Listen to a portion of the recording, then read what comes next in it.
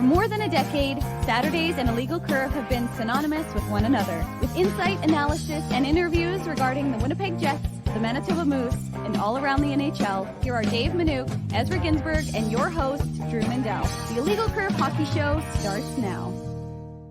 When we last joined you on Thursday night for the Illegal Curve post-game show following the Jets and the Blackhawks, at some point during that broadcast, my very dear friend, Mr. Ginsburg, said that he was engaging in anaerobic activities, to which Dave and I just sort of smiled and smirked and probably moved on with our lives, only to be informed this morning by Scardy that anaerobic activities means without oxygen, so it is highly unlikely, Mr. Ginsburg, that you are engaging in anaerobic exercise.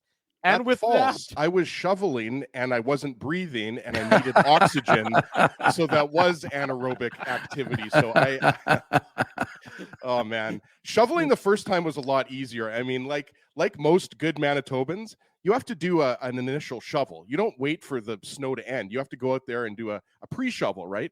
Drew wouldn't know that because he has a team of people that plow his property. But you know who my team of people is? When did it snow? When was the snowstorm? Sort of Thursday into Friday, something like that. Yeah. So I woke up Friday morning, earlier than I usually do. I was, got dressed, was on my way outside to shovel, only to find out that my incredible wife had already done the shoveling. Whoa, are you? Is this? Are you the Counselor Reyes right now? Like, what's going on here? I'm not Counselor Reyes. Why did you take? You should have taken a picture of Laura. I should have. First of all, I think isn't he an MLA? I'm not even sure he's a counselor. I think he's an MLA. I didn't take a picture of her, but I do want to point out and give full marks to her that she not only shoveled first thing in the morning, but because she beat me home after I was picking up the kids, she shoveled in the afternoon. As Laura is a saint. You're a lucky man, Drew. Don't ever forget that. And then she followed that up by making a delicious meal. So I am definitely a very very lucky man. Don't ever forget that. She's a saint. Yes. Good on Laura. Good on Laura is right. And with that nonsense, starting off the show, we're in a good mood. We say good morning, Winnipeg. Good morning, Manitoba. And for all those joining us live this morning on our YouTube channel and all of our social media platforms, we say good morning, universe, and welcome to a game day edition of the Illegal Curve Hockey Show. It's going to be a fun one in downtown Winnipeg, a buzz in the air anytime the Philadelphia Flyers come to town. Not one of the original six, but in my books, for all intents and purposes, they sort of are, especially with their long time ties. Well, they've been around since 1967, so they've been around for what is that? Let me do the math. What is that? 60 years, something like that. Yeah, 62, but close enough. We'll give you a pass there.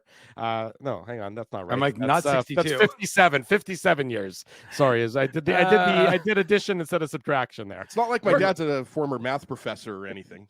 Well, clearly the apple didn't fall far from the tree, except it did fall very far. And Ariella has the math gene. Drew is a rotten apple from 7-Eleven. Let's be real. There you go. That's the apple he eats. In any event, what I was saying is, of course, it's going to be a fun night in downtown Winnipeg. The Jets and the Flyers, which means that illegalcurve.com and this show will be your resource all day long for everything going on between the Jets and Philadelphia. Lots to keep an eye on at morning skate for the Jets, as that'll get underway in about 25 minutes time. We'll see who hits the ice, because we know there are injury concerns and there are a lot of question marks for the Jets entering tonight's game.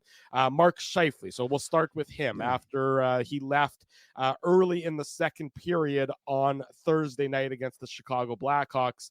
The official diagnosis, of course, is lower body injury, and it's a day-to-day time frame. So he's not ruled out for today's game against. Did you guys see what Joe Pascucci tweeted out, by the way?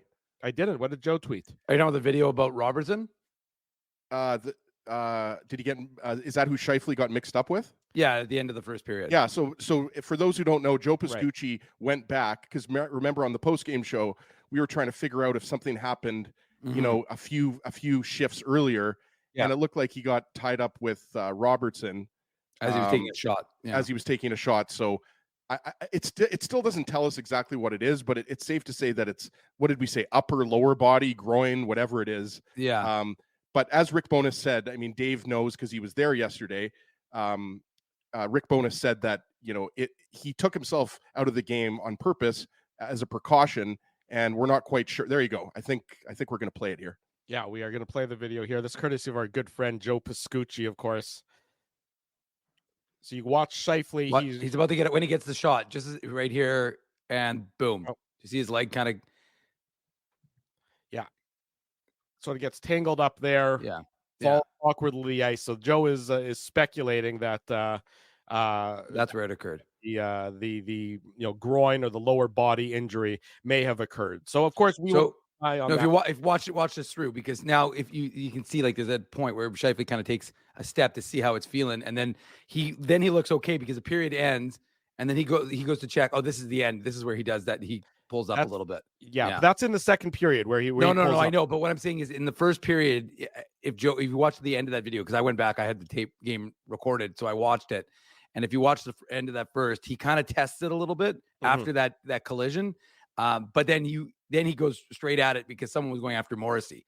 So he looked fine. He came up for the second, took the face off, and then as you showed it was on the Jason video, Dickinson, not Robertson. Sorry, Dickinson. That's what I meant. Yeah, but Jason Robertson doesn't play on Chicago. When you said Robertson, I didn't want to say it. anything, Dave, and I was like, because the reality is, I mean, half the team was the Rockford Ice Hogs. So there could have been a Robertson in the lineup. I have no idea, but I think it was Jason Dickinson. No, you're right. It was Dickinson. I got the Sun part right. But anyways, the point is that we weren't sure. We weren't sure. It was all speculation. Like I said, when we did the show, I said, watching it live, I thought when they gave up the 2-on-1, I thought that's where it took place. And that's where you could see he realized something was off. And as you said, as Rick Bowness told us yesterday, he said when Mike McIntyre of the Free Press said, that's a good thing that Scheifele took himself. He said it is a good thing. The way he pulled up when he was skating and the way he left the ice and didn't come back, he's a tremendous competitor, and those guys will fight through anything. So he took the precautionary route, and that was a smart thing to do.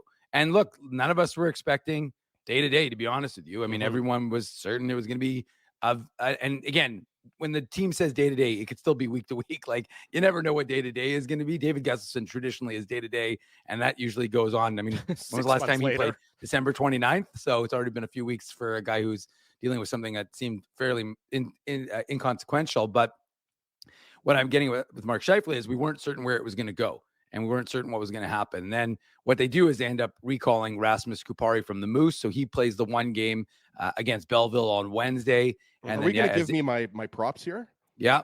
We will give you Thursday your props. night, we were talking about who could be called up. Brent Bellamy had in the chat, he was suggesting Brad Lambert.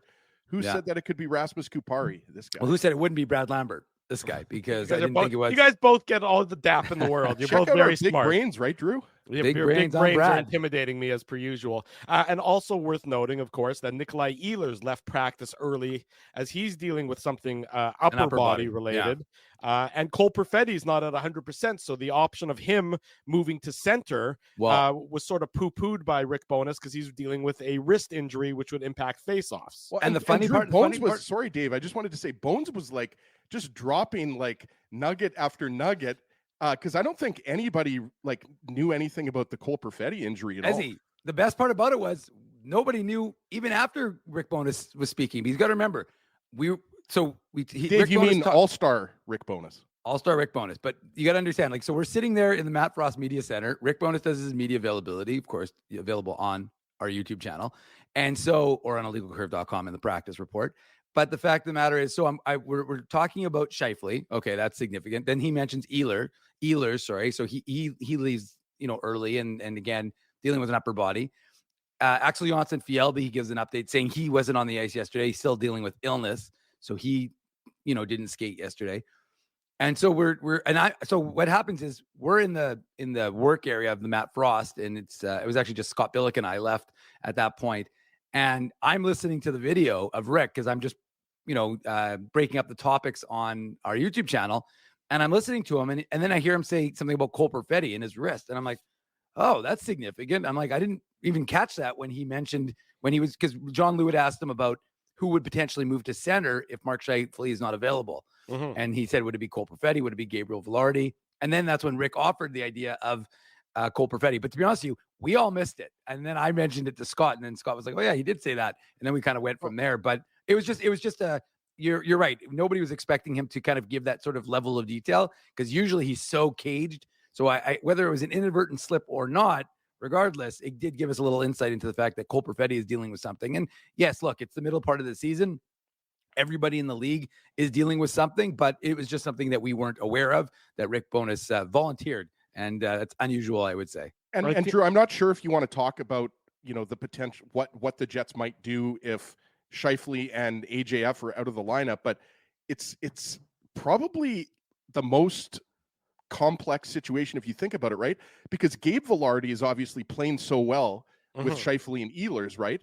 But also Dave Perfetti, who started the season as the 2C, he's been playing so well on the wing as well, right? So it's not I guess you could have Adam Lowry centering the top line, but then obviously, that affects the third line. So, right. I mean, first off, we don't know how many guys are going to be out of the lineup. It could be both Scheifele and Axel Jonsson-Fjällby, or they could both be in the lineup, right? So it's really tough to figure out what might happen because we don't know who might not be in the lineup. Well, that's why morning skate, which will be starting in about 15 minutes, and the guys usually hit the ice a few minutes before that. Will Dan be so Robertson's going to clear everything up, right, Drew? Well, Dan Robertson's going to join us. Jets broadcaster is going to join us in about 15 minutes as well. But that's why there is sort of the elements of intrigue or questions, surrounding who the Winnipeg Jets are going to have available to them tonight. They're playing a Philadelphia Flyers team that has certainly been, I think, one of the surprises of the NHL so far this year. They're playing, they're still, third in the Metropolitan Division. They maybe have fallen off a little bit from where they were maybe 2-3 weeks ago, but they're still in a playoff spot, a team that nobody had any playoff expectations for this year. And we know that the drama surrounding Philadelphia from earlier this week involving Cutter Gauthier and Jamie Drysdale, we'll deal with that all in the bottom of hour number 2. Drew, did you catch the Flyers Wild game last night by any chance? I did. So for those of you who missed it, so it's the second half of a back-to-back for Philadelphia. And I think it speaks to how well John Tortorella has them believing, because they're down 3-1 to the Wild yesterday, and then they stage a pretty impressive comeback. Woe to be a Wild fan right now, culminating in a 4-3 overtime victory for the Flyers. So they come back from a 2-goal deficit to defeat the Minnesota Wild in St. Paul last night. Just a few things, though, to note about that game. Ryan Hartman scored the second goal. It was a weak goal on Carter Hart. Carter Hart has he's had a bit of a tough season, and Samuel Urson, not a household name. We're going to ask Anthony Sanfilippo about Samuel Urson. Urson has as many wins this year as Carter Hart. So he's most likely Sam. She scared. That was a nice little surprise. Oh, isn't that cute? Hi. How's it going? And Aaron. Okay, you guys scared me. Hey guys. All of a sudden, somebody's touching me over here. And Sam, do you think the Jets are going to win tonight? Sammy, you think the Jets are going to win tonight? Yeah. Aaron says yeah. Sammy, what do you think? They're playing Philadelphia. Okay, yeah. Yeah. Sam says yes as well. Your kids, I already knew your kids were smart, but you don't bet against the Jets right now. Love you. So what I was going to say is that Carter Hart let in a weak goal, and the Wild went up 2-1. But for those who didn't see the game, Joel Farabee, he scored the winning goal in overtime. On a power play, right? Yes. Matt Zuccarello took a tripping penalty, and in late in the third period, I believe, or early in overtime. And anyways, Joel Farabee tipped a point shot in, and the Flyers won. But I believe, guys, the Wild have lost like 5 games in a row now at home. Like they're really struggling. Yeah, it's amazing to think that they were if they would have swept the Jets, they would have been 4 points back of Winnipeg, and they're currently 21 points back of Winnipeg. I mean, we're not surprised, but it is a remarkable turnaround from 2 weeks ago. So the divergent paths that have been taken by the Jets and the Wild since 10, 11 days ago is incredible. To drop that far. Guys, don't look now, but the Wild are only 21 points behind the Jets. Yeah, but I mean, if you even look at the Jets, Dave, that's a big point for them. Fair point, Ez. But the fact of the matter is that even team like Dallas now is 7 points back of Winnipeg or something like that. So Dallas lost last night to Nashville on home. Nashville, don't look now. Nashville keeps that rolling. So but again, the Jets are currently on an 8-game winning streak. They're 14 points in 14 straight. This is a team that continues to chug along. So and by the way, I want to pick up on the point that KWB, Kenny's water bottle, just made. about Mark Scheifele.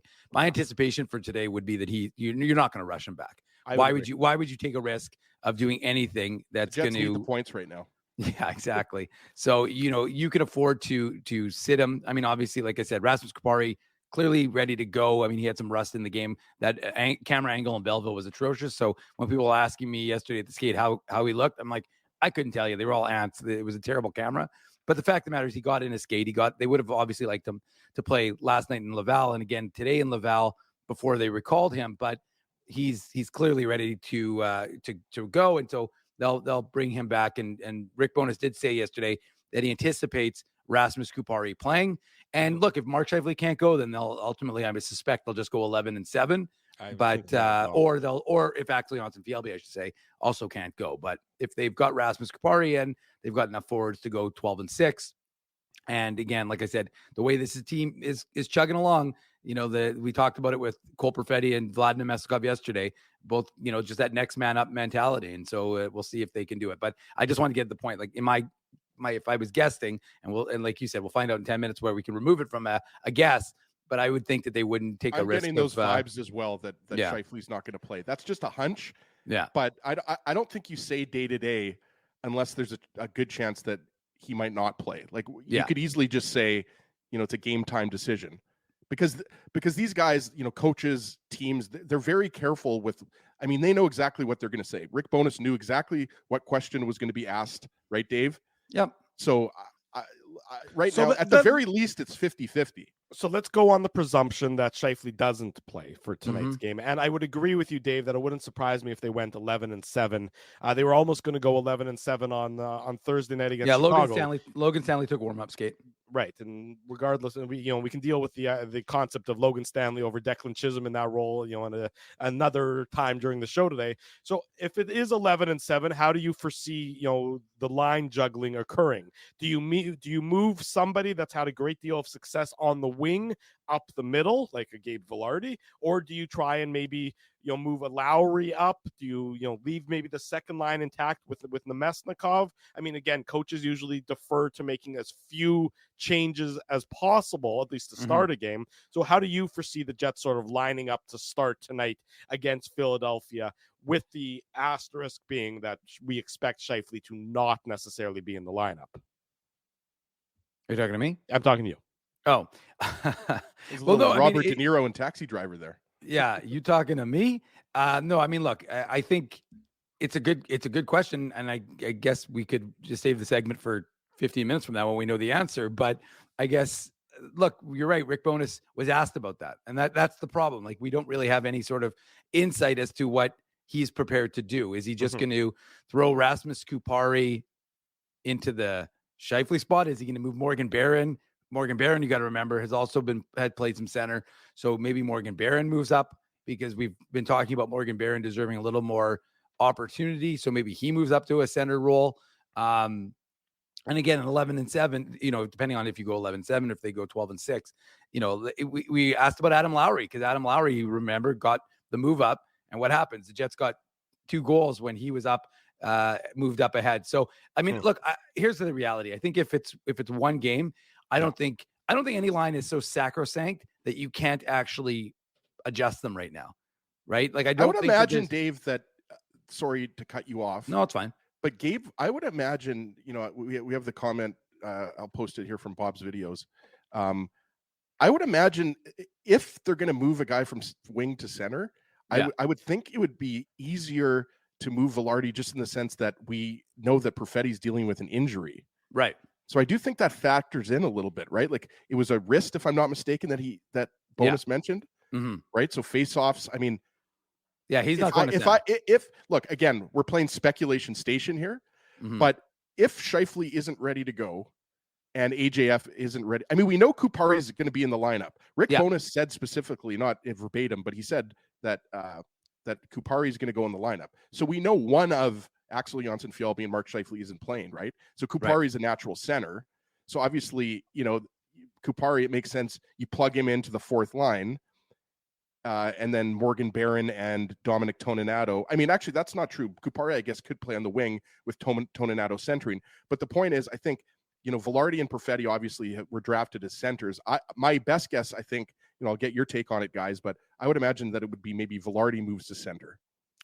I would think it would be Velarde. Really seems to Between be the two, if it's like Velarde or Perfetti moving to center, I would Well- lean towards Velarde. I think the Perfetti option, that ship sailed by when they talked about his wrist Yeah, injury yesterday. exactly. So I think Velarde, and then the question really becomes who moves up to play with Ehlers, assuming they keep that the two of them there. Ehlers on the wing, who moves up to take that opportunity? I mean, it would not surprise me if it's a guy like Morgan Barron who jumps up, and gets that opportunity to sort of slide in there in an elevated role. That way, you're maybe keeping. You keep the third line together, with Lowry and Niederreiter and Appleton. You keep the second line together with Perfetti and the Mesnikov. It's a good point by Aaron there, by the way, Drew, that this is the first time all three of the Kings have been together since Game 3.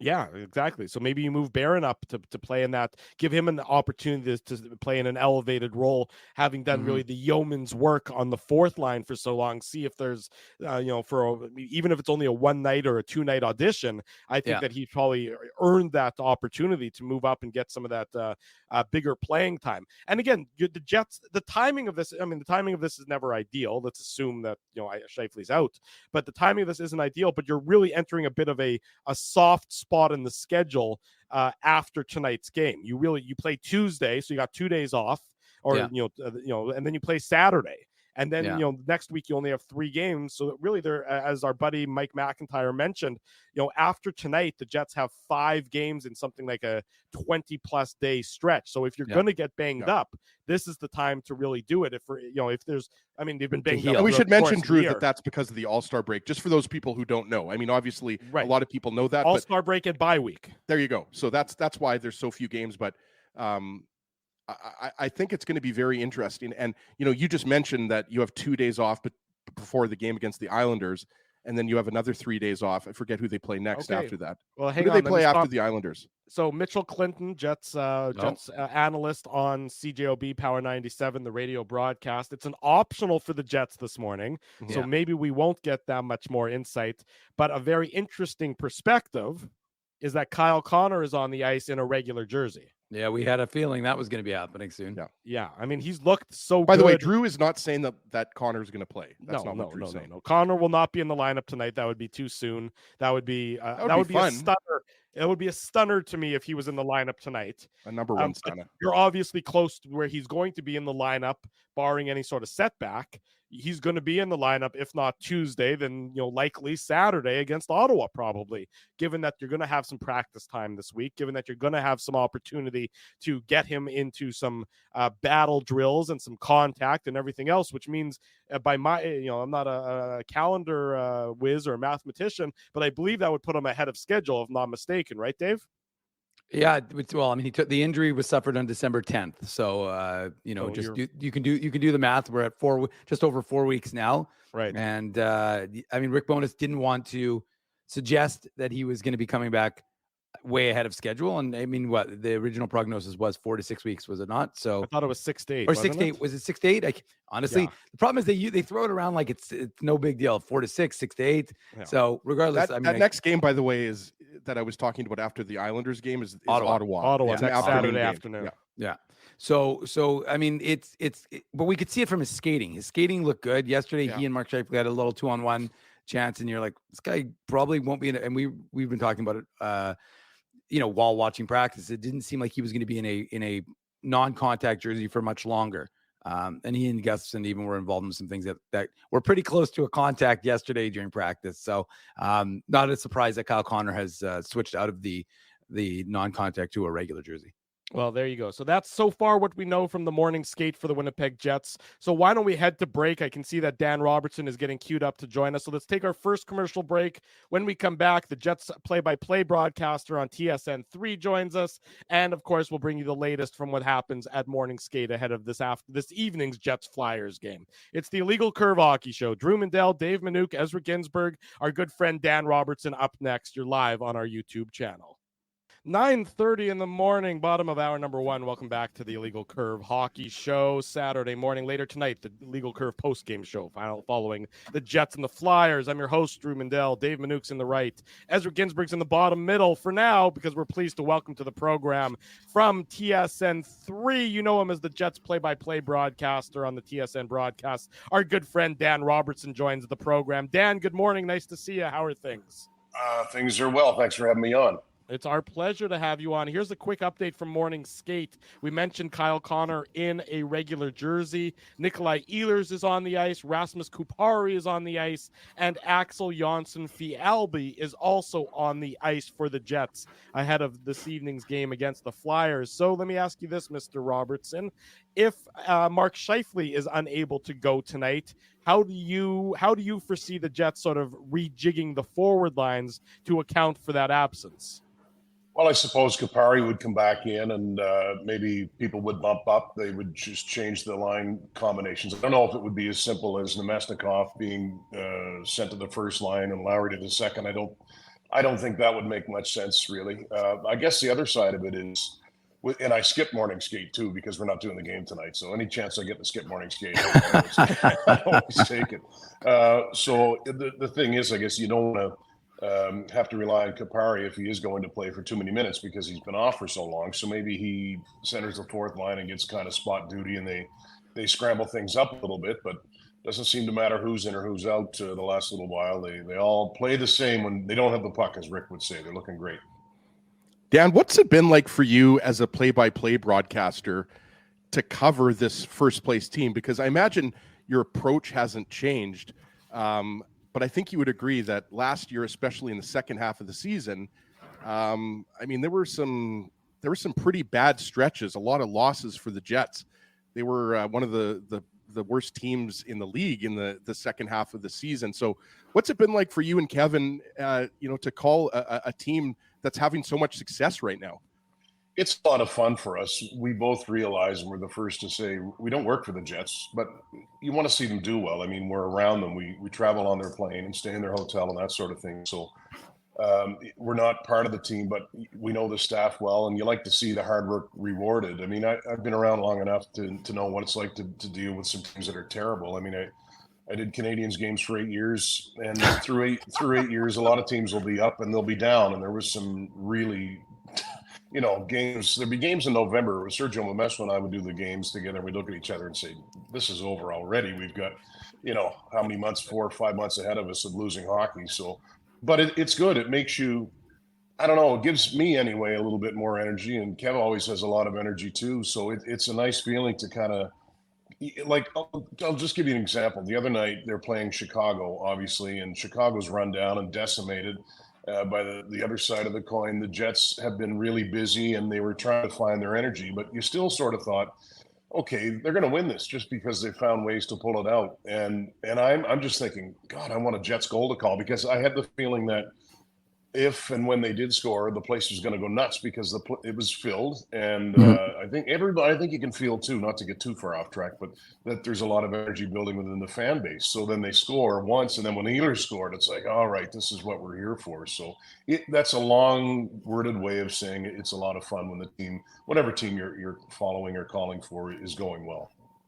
Dan, have you noticed a difference off the ice with this team? Because as you said, we're often at morning skate where it seems like to me that the vibe is a little different this year, and winning will always make it a lot more fun. There was a lot more joy in Joyville, as former Jets coach Claude Noel used to say. But are you noticing, because as you said, you're on the plane, you're in the hotel, you see these guys even in a different capacity than we do when we're around them in the locker room. So are you noticing kind of a different vibe this year, obviously with the transition from captaincy and all the other changes that have taken place? Yeah, well, I think the last thing you touched on is something a lot of us have talked about. And I was only here for the 1 year when Wheeler was captain, but I mean, you hear rumblings of it, just how things are a lot more relaxed now, and other people's opinions matter more. Not to say they didn't previously, but I think, like the other day we were in Arizona, and that was in Tempe, I should say. And that was a different circumstance too, because the fathers and the mentors, I guess, were on the trips, but you'd see the guys around the hotel a little bit. And the big smiles are on the faces. So, I mean, I guess it would be a stretch for me to say I can feel a real tangible difference. I think maybe Kevin could speak to that more than I could because he's been around longer. I can say it is a good feeling. Like when you go into the room after practice, after morning skate or whatever, there's a lot of chatter, and it's in a good way. And you guys, like Dave, sees that if he's wearing shorts or not. He still sees whether or not there's a buzz. A little inside joke between Dave and I, but no, it's just there's a good feeling and a good buzz around the team, and when you're winning, that's going to be the case for sure. Dan Robertson is our guest Saturday morning. This is the Illegal Curve Hockey Show. You know, Dan, of course, is the Jets broadcaster on the TSN 3 broadcast. Dan, there's an adage in sports, and I'm probably screwing it up, but bear with me, that, bad teams don't have anyone driving them. Average teams are coach driven and the best teams are player driven. From my perspective, especially with what you saw on Thursday night with Lowry and Morrissey really dragging this team through the muck and the fight, just even though Rick Bowness's impact is so significant, it still seems like this is a player driven team. On top of that, it really is remarkable, how this team is all pulling in the same direction, pulling on the rope, both on and off the ice in unanimity. I agree with you. And I think Rick would say that too, that those guys and every team is the same. Coaches can only say so much. It has to happen on the ice. But what you talked about with Morrissey and Lowry the other night, I kind of felt through the game that if they were going to win it, it was going to be because something Morrissey did. And I guess in the end, I mean, it wasn't technically, but he was just, you could tell he was still keeping that high standard that he's set for a long time. So that's it. I mean, I've asked, when we're on the road, I host the games as well. So we had a pregame. That meant that I was going to interview, I guess it was Scott Arniel. And it was either him or Rick, but the question was about that. Do you feel like, obviously you guys as coaches are still directing them and they need coaching, but how much of it is coming from within the room? And the answer was a lot. And that's what you want, right? You don't want to have to crack the whip all the time, and you can't crack the whip all the time because you'll get tuned out. But when it's coming from within that dressing room, regardless who the team is, that's what you need, because then it can come from different voices. Or on the ice, different guys are going to step up at different times. And to me, that's what this team is about.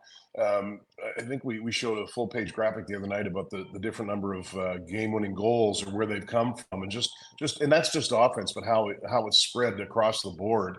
That's part of what these Jets are about too. So I think, not to get corny, but everybody I believe feels they have a hand in this team in a big way. And I think we're seeing that. You guys can correct me if I'm wrong, but I really get that feeling.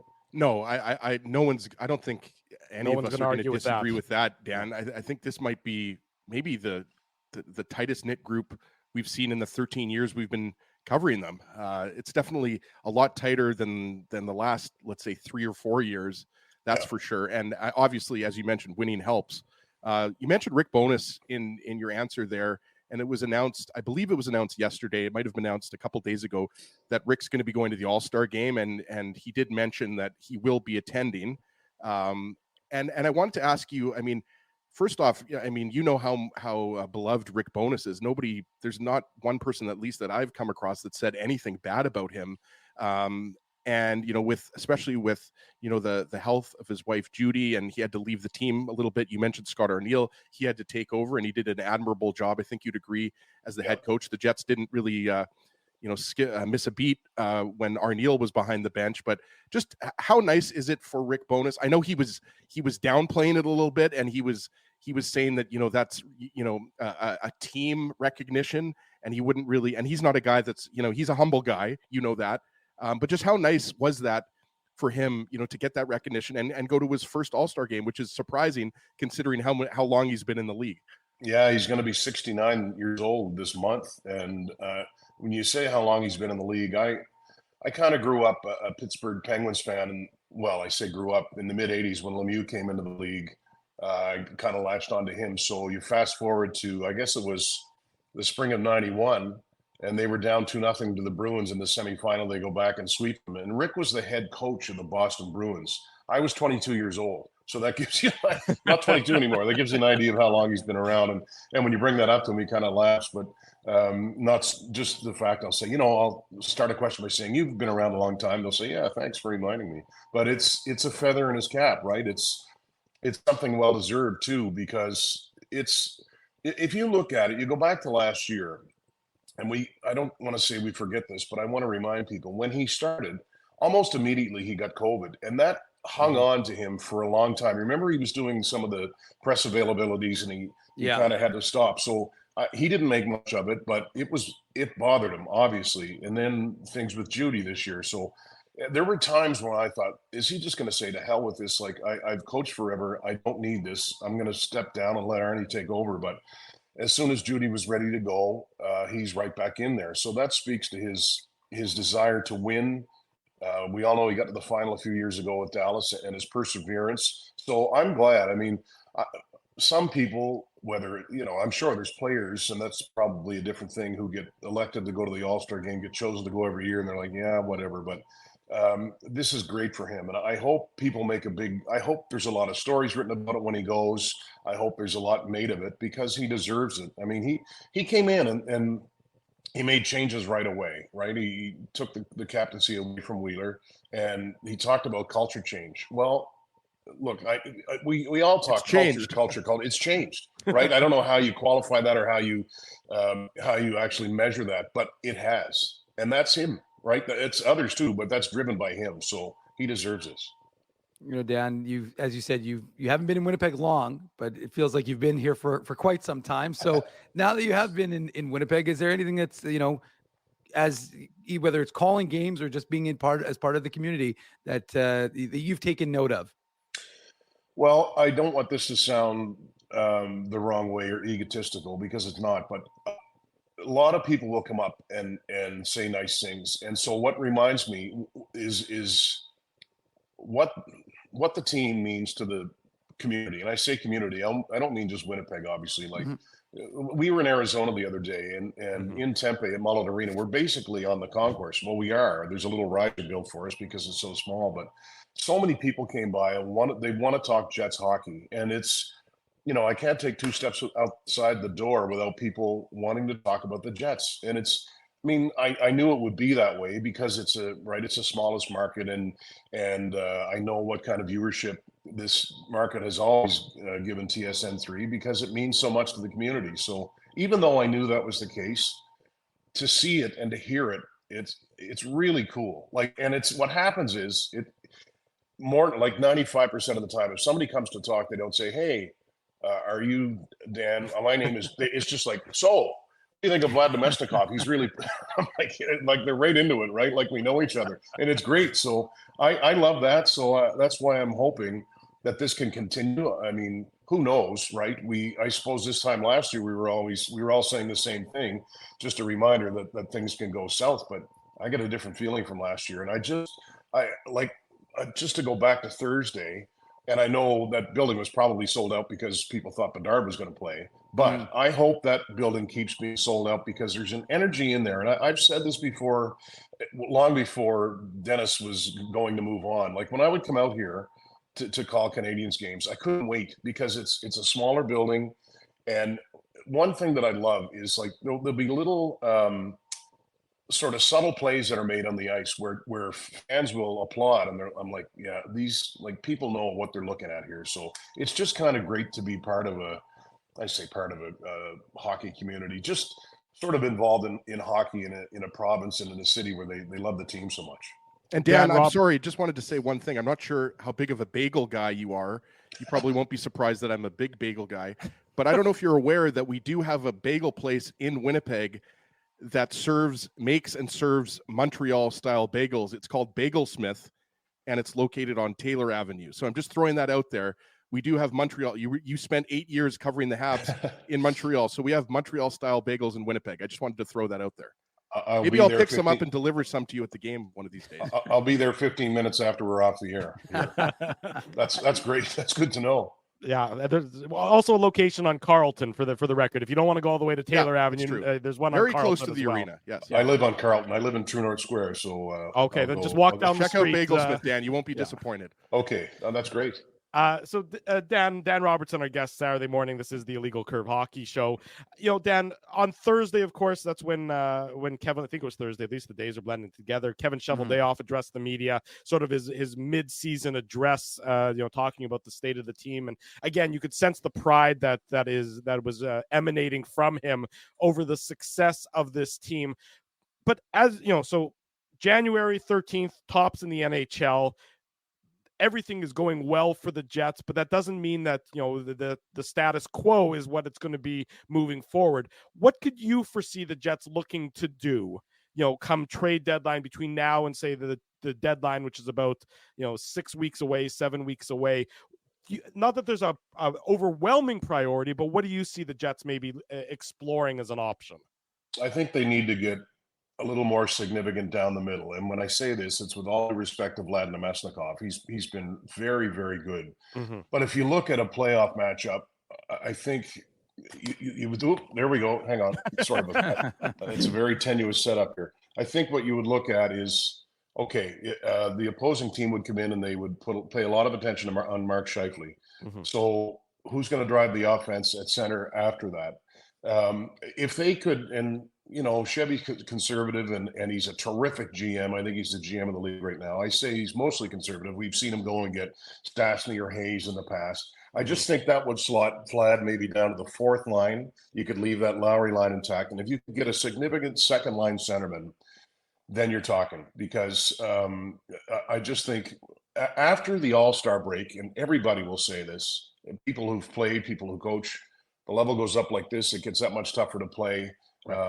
And I think, I don't know what the price is. I was talking with somebody the other day, and I'm not trying to start anything. It's just a buddy who's in the media. I said, what do they need? He said, Elias Lindholm, swing for the fences. I'm like, yeah, that would be pretty good. But, that's Dan, the thing. Let me just interrupt you for a second. Last week on this show, Jeff Hamilton, who's our good friend from the Winnipeg Free Press, threw out the name Crosby. So as long as you're below Crosby, you're not going to be causing any sort of problems. Well, I'll use my Nova Scotian roots and give Sid a call. No, I don't have his phone number. But I suppose Rick could use his Nova Scotian roots. But no, I think at center maybe, and maybe a little bit more a big guy on defense somewhere. But, the defense has played so well. I think what's going to happen, though, there's going to be injuries, right? We had our great graphics guy, John Matheson, sent us something the other day saying that the Jets, their top six, they've had more games played out of their top six than that started the season than any other team, just to say how healthy they've been. But we all know that if you're going to make a long run in the playoffs, you need bodies, you need quality. But to me, I'm gonna stick with that number 2 center spot, which would cost a lot. That's surprising to hear, because it's not like they haven't been without Connor and Velarde for weeks at a time there. Yeah, just the defensive, the top 6D, not the forwards. The top 6D. Sorry, I thought you meant the top 6 forwards. My bad. Yeah, No. You're right. The defense, by and large, has been healthy without, with the exception, of course, of Ville Heinola, who was, on his way back. So maybe there's the internal, if there is a need for internal assets coming from the back end, as Heinola's down with the Moose, getting his games in there, to maybe he's the guy who could potentially come up if the Jets explore that avenue. I'm not causing any trouble here or anything. Yeah, and you feel for Logan Stanley or Declan Chisholm, they just can't get in, right? But that's the way it goes. Yeah, absolutely. And Dan, you just mentioned your Nova Scotian roots, which leads nicely into my question about Morgan Barron. And before I ask about Morgan Barron, I have to give Dave M credit, because he's been flying the Morgan Barron flag since he was playing for the Moose, because as you know, Dave M covers all the Moose games for Illegal Curve, and he's already tied his career high in goals with 8. He's playing on the fourth line. He's playing about 11 or 12 minutes a game. He obviously kills penalties. What has stood out to you about Morgan Barron? Because to me, he, is kind of one of those unsung heroes. I mean, we've talked a lot about the forward depth. They've got contributions from all 4 forward lines, but Morgan Barron seems like a guy that you could really put him on any line, and you know what you're going to get from him, which is he's just a good all-around hockey player, offensively and defensively. He is, and I should say to Dave, here's my Friday night. I was listening to the Moose Laval Rocket game on TSN 690 radio last night, so there's my Friday night. But no, Morgan, he's playing his game, I think, is what we're seeing. So, and what that game is using his body. I mean, he's 6'4", 220, I think he's listed at, and he's driving the net, dropping the shoulder. He's found the niche, and Like this guy, when he gets ahead of steam, when he gets his legs pumping through neutral ice, he can be, difficult to take the puck from. So he's got an outside chance at 20 goals. So, it might not happen, but if you think about that, with his limited minutes that you talked about, even if it's 15, right? And I know we like to, equate numbers with levels of performance. Sometimes it's accurate, sometimes it isn't. But if he can do that and continue to play sort of sound defensive hockey, then that's great. That looks good for his future. I know we looked at some numbers the other day, and I'm not an analytics guy at all, and I should be, but it was basically the Jets' fourth line against other fourth lines in the league, and how well they've done possession wise, and it's really been impressive. But I like it. I like the fact that he's not trying to be someone he's not. He drives the net. He lugs bodies with him. Like you said, he's a good penalty killer. And that was the Cop trade, right? I mean, you'd think about things that Shea's done. Like that was a good trade. And so just remind me, they got a draft pick, and I can't remember who they flipped that into. I think it was wasn't it Salamonson? Yes. Yeah, it was Salamonson. So you look at those sort of things, and sometimes it takes a while to see what trades do for you in the long run.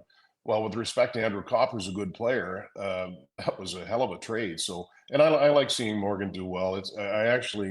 It was neat. His folks came up and we started chatting. They grew up 45 minutes from where I'm from, and that was the week. So it would have been December the 18th. The Canadians were here, and Justin scored, I think, right, to win the game in overtime. Yeah. And I said, I know that's not your first time seeing those two together, but like, what's that like? And his mother was just like smiling and didn't really know what to say. So that's a cool story. But I really like his game. I don't know what the offensive ceiling is. I don't think it matters. He's got a role and he knows how to play it.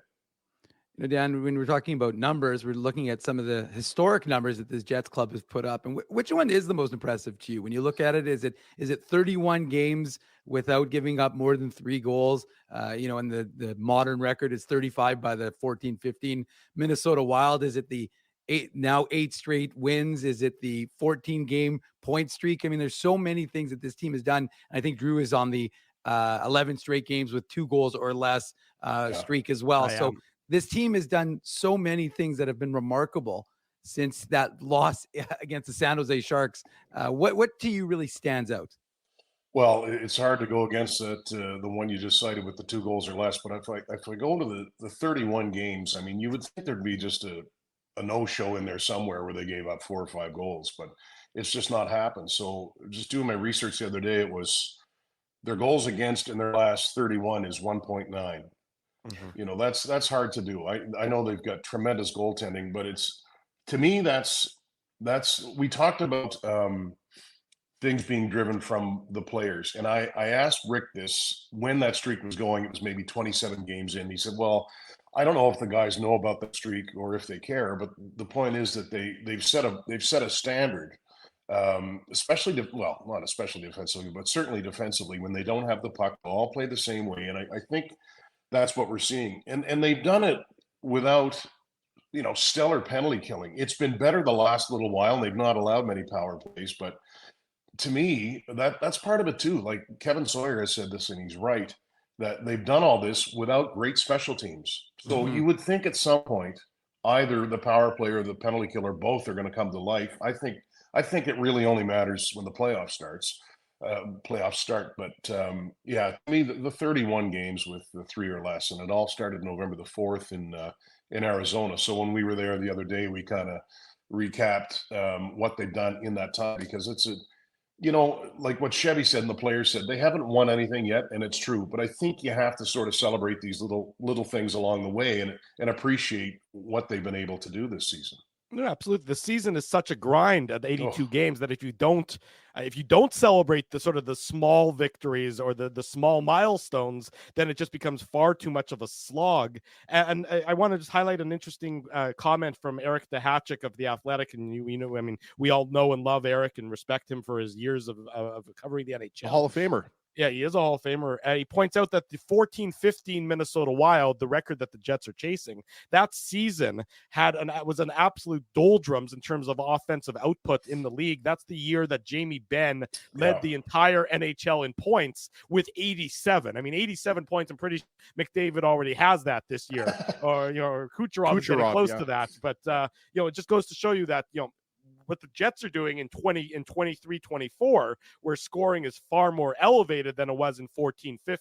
So if you're going to compare eras, even though they're only a decade apart, some context matters in that instance, Dan. Yeah, and I'm going to steal that from you for Tuesday's game against the Islanders, just to show the goals per game across the league. I wouldn't have thought that, but that's. But Dan, give it's fun. Dave credit though. No, No, give I'm Eric not- credit. I'm not giving anybody credit. I'm taking it as my own. No, I will actually, but give Eric credit. That's a good point. That was my second year broadcasting, and I remember thinking, like, we were in Dallas near the end of the year, and I thought, so Ben had like 84 points, and I thought he's going to win the scoring race with fewer than 90 points. So Yeah. I know that's not a topic we're on, but God, hockey is so much more fun now than it was 9-10 years ago. Didn't right Josh Morrissey have 84 points last year? now. 76? Yeah, Well, pretty you know, close. Basically.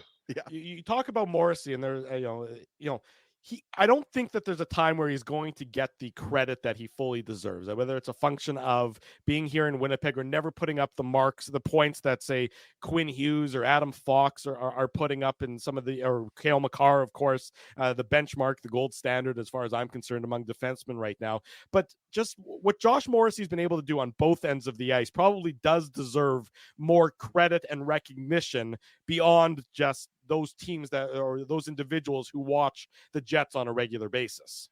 I would say, and I would ask the three of you this. I was thinking the other night, like, so I didn't expect that he would put up points at the clip that he did last year.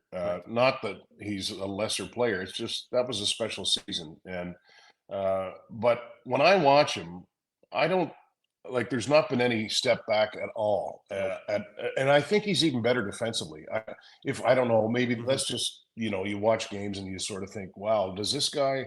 And I want to sit and talk with him when the confidence came to, like, he'll make reads and he'll act on them, whether it's to pinch, he'll rush down to the hash marks in the offensive zone, or he'll make, how many times when he has the puck at the left point and he'll do the head fake and cut to his right, how many times does anybody strip the puck away from him? Like, he's just supremely confident, and as physically gifted as he is, he's a wonderful skater. He's got that blast of a shot that we saw the other night.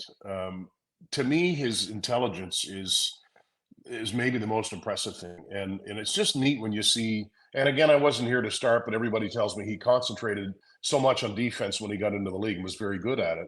But then something turned a long way where and maybe we give bonus credit for this too, right? Last year he was really on him to say, we need more from you. There's more there. So that, yeah, the guy, he's brilliant. It's just, when does he have a bad game? I don't know. It's not saying he's perfect, but the consistency is pretty remarkable for me. Dan Robertson is the Jets broadcaster on the TSN 3 games. Lucky to have you in town for the second year, Dan. I got to ask you, after Tuesday, you got like a 2.5 week break without 19 calling any days. games. What are you going to do? 19 days, you know the number. I've had that number written on my wall for since October the 4th. What am I going to do? I'm going to head back east and just kind of take some time to relax. I've been sick the last week and a half and trying to get through the broadcast. So hopefully, I'll get better here in the next few days. But it'll be nice to have some time to get ready for the Islanders broadcast. But it's a funny feeling. Even tonight, like, I'll watch the game and it's nice. We do 60 games this year out of 82, and it's nice to have the breaks, but there's also a feeling of jealousy, or like, I wish I was calling that game, or I should be there now, so I'm not going to complain. It's great to have the time off. And even then, when we come back, there's a time in February where we have like 8 days off, just because of the Sportsnet broadcasts, where they have exclusive rights to Saturdays, Mondays, and Wednesdays. And that's what's happened here. We have a run of those, and then the player break, and so on. So it'll just be a matter of paying as close attention as I can to when they're playing, but at the same time, when they're not playing, and just try to forget about things. And I've been a little bit run down, as I said, so I'll try to get my sleep back on track and try to feel a little bit better. So Dan, does Kevin come with you to Nova Scotia, or is Kevin going to like Mexico or Costa Rica or something? Have you seen the movie Brothers? Where we have the bunk beds lined up and I'm on the top, which is hazardous because I'm the big body and I might go crashing through in the middle of the night. No, you know what? I think he's probably headed to the other side of the country. Kev's a BC boy, and I know he's got some work to do, and he's works his guts out when he's there with his properties and that sort of thing. So yeah, but you know what? It's fun. We're good friends, and we'll text back and forth. Well, that's happened too, where we're not doing games, and we're with our producer Kevin Pratt too. We're kind of texting all in a triangle about what's going on. So he'll get some R&R as well. There you go. Dan Robertson, well-earned R&R after Tuesday night. You still got to power through Tuesday night between the Jets and the Isles, but we look forward to watching the broadcast as always, and we appreciate your time and insight this morning. I hope you're well, be well, and keep well. Thanks so much for joining us this morning, Dan. Oh, a lot of fun. My pleasure. Thank you. Take care. There he goes. Cheers, Dan Robertson, Jets Thanks, Dan. broadcaster, joining us this morning on the Illegal Curve Hockey Show. When we come back, more on the Jets and the Flyers ahead of tonight's game in downtown Winnipeg. Drew Mandel, Dave Minuk, Ezra Ginsburg with you. It's the Illegal Curve Hockey Show. Keeping Winnipeg laughing for over 30 years. Rumors, Canada's longest-running comedy club, bringing you the biggest laughs from the best comedians on the planet. Jerry Seinfeld, Chris Rock, Jon Stewart, Dennis Miller, Brad Garrett, the greats, and all the up-and-comers too. When was the last time you laughed out loud? Make it a great night out with friends, or book your office or birthday party. Even a fundraising event at Rumors. Get all the details and dates on upcoming shows at rumorscomedyclub.com. Whoa, Ezzy, everything okay? You look stressed. Of course I'm stressed. We're moving, the house is upside down, the kids failed miserably at packing the fine china, and my life is in chaos. Chaos! Yes, that does sound like a problem. What am I going to do?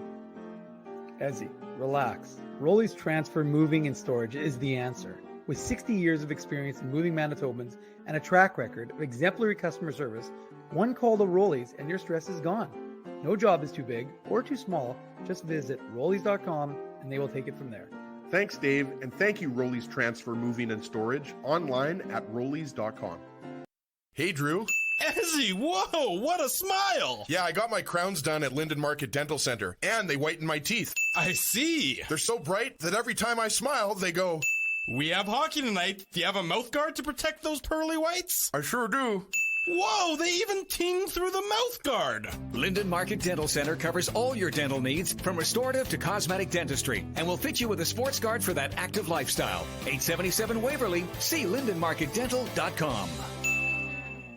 This January at Boston Pizza, every day is Pasta Tuesday. That means BP's famous pastas start at just $11.99 every single day. Create your own or go gourmet for just a few bucks more. Come on in for Pasta Tuesday pricing any day. Only this January at Boston Pizza. So you're a pizza person, you married a wing person, but somehow your kids are salad people. You can't pick your fam, but you can pick your BP meal deal. Starting from $18.99 for takeout or delivery at bostonpizza.com. We did it again! You're on fire, man. There's power in a handshake. After a great game or great deal, it shows professionalism and respect. Two qualities Zappia Group Realty take pride in. You don't build a business where 95% of your clients are referred by others without honesty, integrity, and total dedication to client satisfaction. To sell your home for more in less time, shake hands with Frank and Mauro Zappia of Zappia Group Realty. Get started at ZappiaGroup.com. Big thanks to Dan Robertson, TSN Jets broadcaster, for joining us for that really insightful interview. We don't often get a chance to speak with Dan, given the busy schedules that we all have and his work related to the Winnipeg Jets. So it was great to catch up with him this morning here on the Illegal Curve Hockey Show. Quick update again from morning skate. No Mark Scheifele. So that's not a surprise. Have not heard any official word from Rick Bowness. He has not yet spoken regarding Scheifele's status for tonight, but he was not on the ice. It wasn't optional, so that doesn't necessarily mean... Yeah, no surprise there. Right, but Ehlers was out there, Axel Jonsson-Fjällby was out there, Rasmus Kupari was out there, and if you're just joining us and you may have missed this, Kyle Connor was out there in a regular jersey. So taking contact, the only player in yellow was David Gustafsson as he continues to battle something. I'm not even sure if we know what his ailment is. Lower body, I think. Lower body, upper body, mid body. But suffered against I think it was that Bruins that tells game. us a lot, Dave. Was it December 22nd against the Bruins? So that's the last time we've seen David Gustafsson, who was, remember, the day-to-day. The Gus Right. bus has been parked. It has been parked. Has been parked at least temporarily. I guess it's going on about 3 weeks or so now. So obviously the Jets would like to get him back and healthy and to get the whole lineup back up and healthy. And as soon as we have any more from the Winnipeg Jets morning skate, the Flyers aren't skating today because they played last night in St. Paul. So it's the second half of back-to-back for them. But as soon as we have any more from the Winnipeg Jets land, we will bring it to you here on illegalcurve.com. Did you see who was scratched last night in Philly? Bobby Brink. Is that who you're going to say? And he's from Minnesota. I know. Well, Tort's going to torts, and we'll talk to Anthony Sanfilippo, who was on the receiving end of Tort's going to torts earlier this week related to the Cutter Gauthier reporting and everything along those lines. And so we'll talk to Anthony Sanfilippo about the Jets' opponent, the Philadelphia Flyers, coming up in about 25 minutes time. Kevin Cheveldayoff, and I mentioned it in the interview with Dan, he spoke to the media earlier this week, his sort of mid-season address. He did this one. It's interesting. I mean, again, I love looking at sort of between the lines and reading things between the lines. Last year, the mid-season address happened when the team was on the road in Buffalo. This year, as the team is going well, it happens at home with all the media here in Winnipeg. And I mean, I know that I shouldn't look into things like that, but I can't help myself. In any event, Dave, you were there at the Matt Frost Media Center.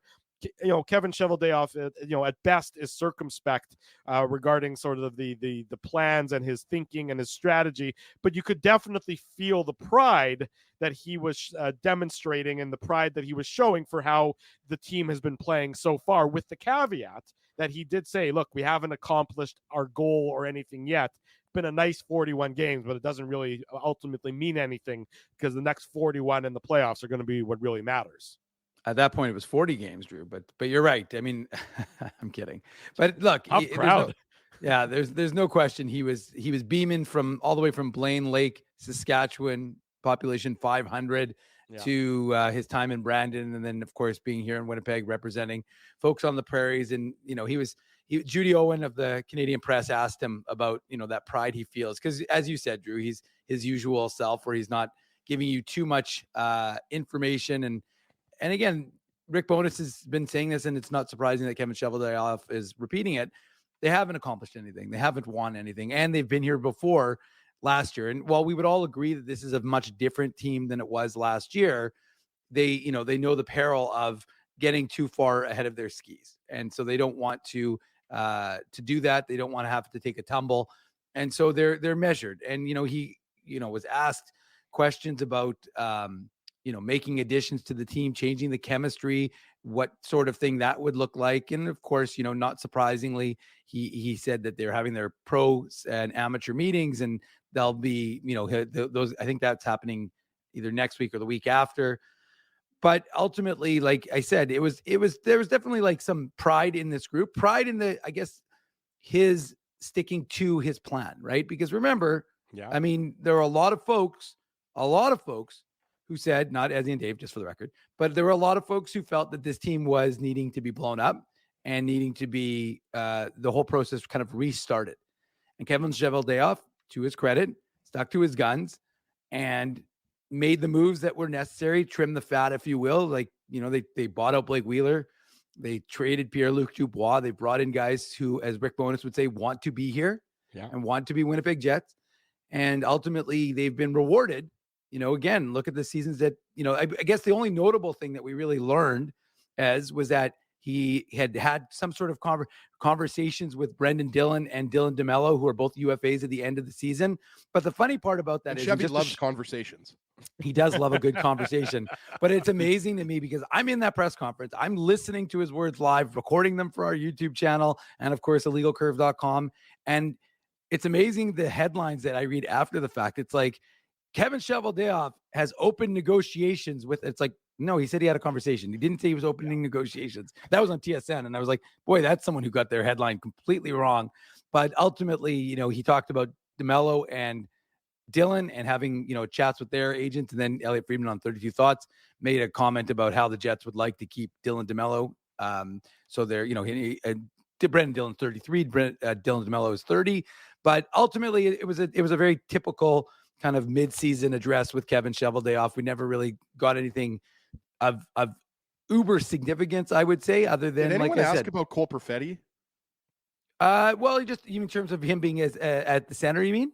No, in terms of Perfetti being an RFA, obviously, I mean, I don't think anybody expects him to be signed, but that's going to be an interesting one, guys, because, I mean, obviously there could be a bridge deal there, but is Perfetti not a guy you consider locking up long-term? Well, I was going to say is just quickly, the only thing that really was mentioned just that is that with respect to Perfetti was more just His Kevin development. Cheveldayoff was what? His development? Well, no. He was meant like I think Murat had mentioned Hang that on, he had. hang on. Let me just interrupt. Rick Bowness does confirm Mark Scheifele will not play tonight for the Winnipeg Jets. You were right, Drew. Dave Yeah, and I I'm were not right. surprised. Well, I was right too. I said the same thing as well. Stop patting yourself on the back. I don't know if you put it on the record. We put it on the record. I'm going to mute you. So no Mark Scheifele tonight for the Winnipeg Jets. There are a couple of game time decisions, so the Jets may go 11-7. Yeah. Against Philadelphia, which is what we said in hour number 1. Not a surprise necessarily. So I would think it's going to be Stanley, not Chisholm. Well, Stanley was the one who took the warm-up on Thursday against the Blackhawks. And I would assume the other game time decisions are I don't want to speculate as to who they are going to be, so it's not worth talking about. But no Mark Scheifele tonight. True. Actually, on to VLB it would be a reasonable one based of on course him being he game took the time morning. decision last game. He was on the ice, the malaise. optional. Yeah. Yeah. So no Scheifele for the Jets tonight. Not a surprise given how he left. It wouldn't surprise me if they gave him Tuesday night off as well, but we don't need to get ahead of ourselves. That gives him almost a full 9 days of recovery since the injury happened on Thursday night. You're not a doctor, but you'll take a look. Well, you know that. But the Jets don't play after Tuesday until next Saturday afternoon against Ottawa. So it sorry does make for interrupting you there. No, it's okay. It does make a lot of sense to give Scheifele the next 2 games off and let him, like you said, don't play till Saturday against Ottawa. That's a lot of it makes sense, especially given the way the season has gone and you've built up a lot of points. And again, you're not handing anything off by not having him in the lineup because you have to have that next man mentality. Anyways, getting back to Perfetti, with respect to what Kevin Cheveldayoff said regarding Perfetti was he talked about the performance bonuses that he's going to achieve this year and how that would impact the salary cap. So that was kind of more just, he said, like the salary cap, you have to factor in that, there are guys who have performance bonuses. I believe it's only Perfetti this year, actually, but maybe I'm wrong. But I think it's only maybe Sandberg too. But I think it's a legal curve gives you a performance bonus as well, Dave. I appreciate that. But ultimately, you've got he just was talking in that regard how it would impact the salary cap this season for the Jets and at the trade deadline. So the way performance bonuses work, let me just for people who don't know. So the maximum performance bonus that Cole Perfetti can earn this year is $850,000. There you go. That gets applied to next year's salary cap. So it's not something that would apply to this year's cap. It's charge on next year's cap. So that's why the Jets sort of have to factor that in, that Cole Perfetti is obviously going to get a significant raise from the just under $900,000 he's making this year on his entry-level contract to whatever the raise is going to be, plus potentially another $850,000. So that's what I think it's going to be interesting, guys, and we're going to be talking about this probably more in the off season. Whether Perfetti signs a bridge deal, like a 2-year deal, but I just think you have to think that there's a good chance that it's going to be a long-term deal, Dave, because I mean Cole Perfetti's 22 years old and he's having a career year. I mean the sky's the limit for this guy, and so I just wanted to throw that out there that I don't think any Jets fans or any hockey observers will be surprised if the Jets lock up Perfetti long-term. Well, he's on pace for about just under a 60-point season. Right. So you're right. If he's, if you're in his really second full year as an NHLer, and he had injury concerns last year, but if you're putting up 60 points at this age, this early in your career, you're right. Your development curve is pointed upwards. And Perfetti's ceiling could honestly be 80 to 90 points. And I'm not exaggerating or being sarcastic. I mean, I do think he's that skilled that he has an 80 to 90 point season in him. Again, he's only 22 years old. Yeah. I mean, Drew hasn't been 22 years old for 50 years. And nobody's giving me any sort of significant signing bonuses or anything along those lines.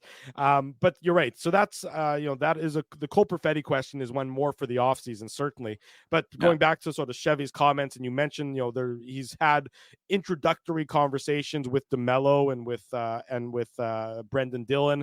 And again, those are things that are likely not what I would describe as pressing. I wouldn't expect, anything to get done on that front necessarily before the end of the season, but stranger things have happened. Maybe like Niederreiter, they say they want to make a commitment and get that done. That's fine, but obviously I think the trade deadline is probably more of a pressing area of concern, or more of the focus for the Jets front office team at this point, with the scouting meetings coming up and everything else along those lines. You mentioned Elliot Friedman, Dave, on 32 Thoughts with Jeff Merrick, the podcast edition. They mentioned Matthew Joseph out of Ottawa as a player that the Jets might have their eye on, and he's a winger, and he's about 26 years old, I think. He's been with the Senators for the last couple of years, was with Tampa Bay before then. I think he won a cup with the Lightning, if I'm not mistaken. As you can fill me in on that one if I'm right on that. And apparently, again, right. Ottawa, he has a cup ring. Ottawa's been such a mess that they're looking to maybe change things around there. And Joseph would be a depth winger, but somebody the Jets, apparently, according to Merrick and Friedman, have at least have a half an eye on at the very. Sure, I don't know. I don't know what would you be giving up for? Like, I don't really. I'm asking because I don't really know. Like, are you giving up a prospect? Are you giving up, like, obviously I don't think you're giving up a high draft pick. It's not like a first round or anything, but no. Like, are you giving up I don't know, like it's curious. Like, that's what I would be curious about, what the Jets would have to give up to get Joseph. And I don't have the answer to that. I mean, I don't either. That's why I'm throwing it out there. Yeah, I mean, again, if Ottawa's, I mean, this is a guy who's got like 2 a years third round left pick, maybe. Yeah, I'm thinking a second or a third at that point in time. I mean, again, given where the Jets are as of late, now granted it does depend on where they finish the season, you'd be talking about a mid to late second rounder. Sure. For a guy with term. So it's important he's not a rental. He has how many years does he have left, Drew? 2 years left on his deal after this one. At how much? Does he make? At just under 3, so 2.95 million. Yep, that's fine. So, I mean, again, it's not a huge price tag. I mean, it's not a huge price tag, but remember, Mark Scheifele and Connor Hellebuck are eating up that jump in cap space. So when their contracts go up next year, the only thing I'll say, Dave, is that I don't know if, like, I mean, Drew asked Dan Robertson, like, I feel like the Jets have a good enough team, I think, to go all the way.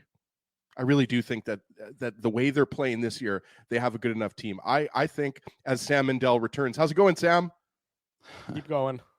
I think 2C is what I'd be looking at, and a depth defenseman. Like, I don't know, Dave, with how well Dominic Toninato and Axel Jonsson-Fjällby have played on the fourth line, and then you've got David Gustafsson coming back, right? Okay. So I just don't know if the Jets need, like, does Matthew Joseph, like, is that a significant improvement in what the Jets have in the bottom six, is all I'm saying. Right. I just don't, I think the Jets bottom six has been great this year. The third and fourth lines have been great.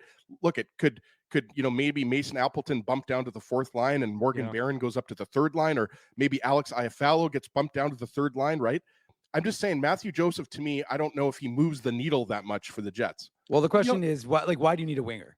Why on a team? Well, that's what I'm saying, right? With plenty, I agree with you. I'm just reiterating the point, because I just don't know that a wing is why we're even having this conversation. And just to be clear, Drew, I don't know that Friedman gave the indication that the Jets were looking at Joseph, other than I think he was seeing a team that, Ottawa, like, thinking that maybe Ottawa has a need to move him out potentially, right, and maybe seeing that he's a player who could go to Winnipeg. But like, I'm on the Sean Monahan bandwagon, and I was on the Sean Monahan bandwagon last year. He's having a real good season. Like, to me, he would be a nice second line center for the Jets.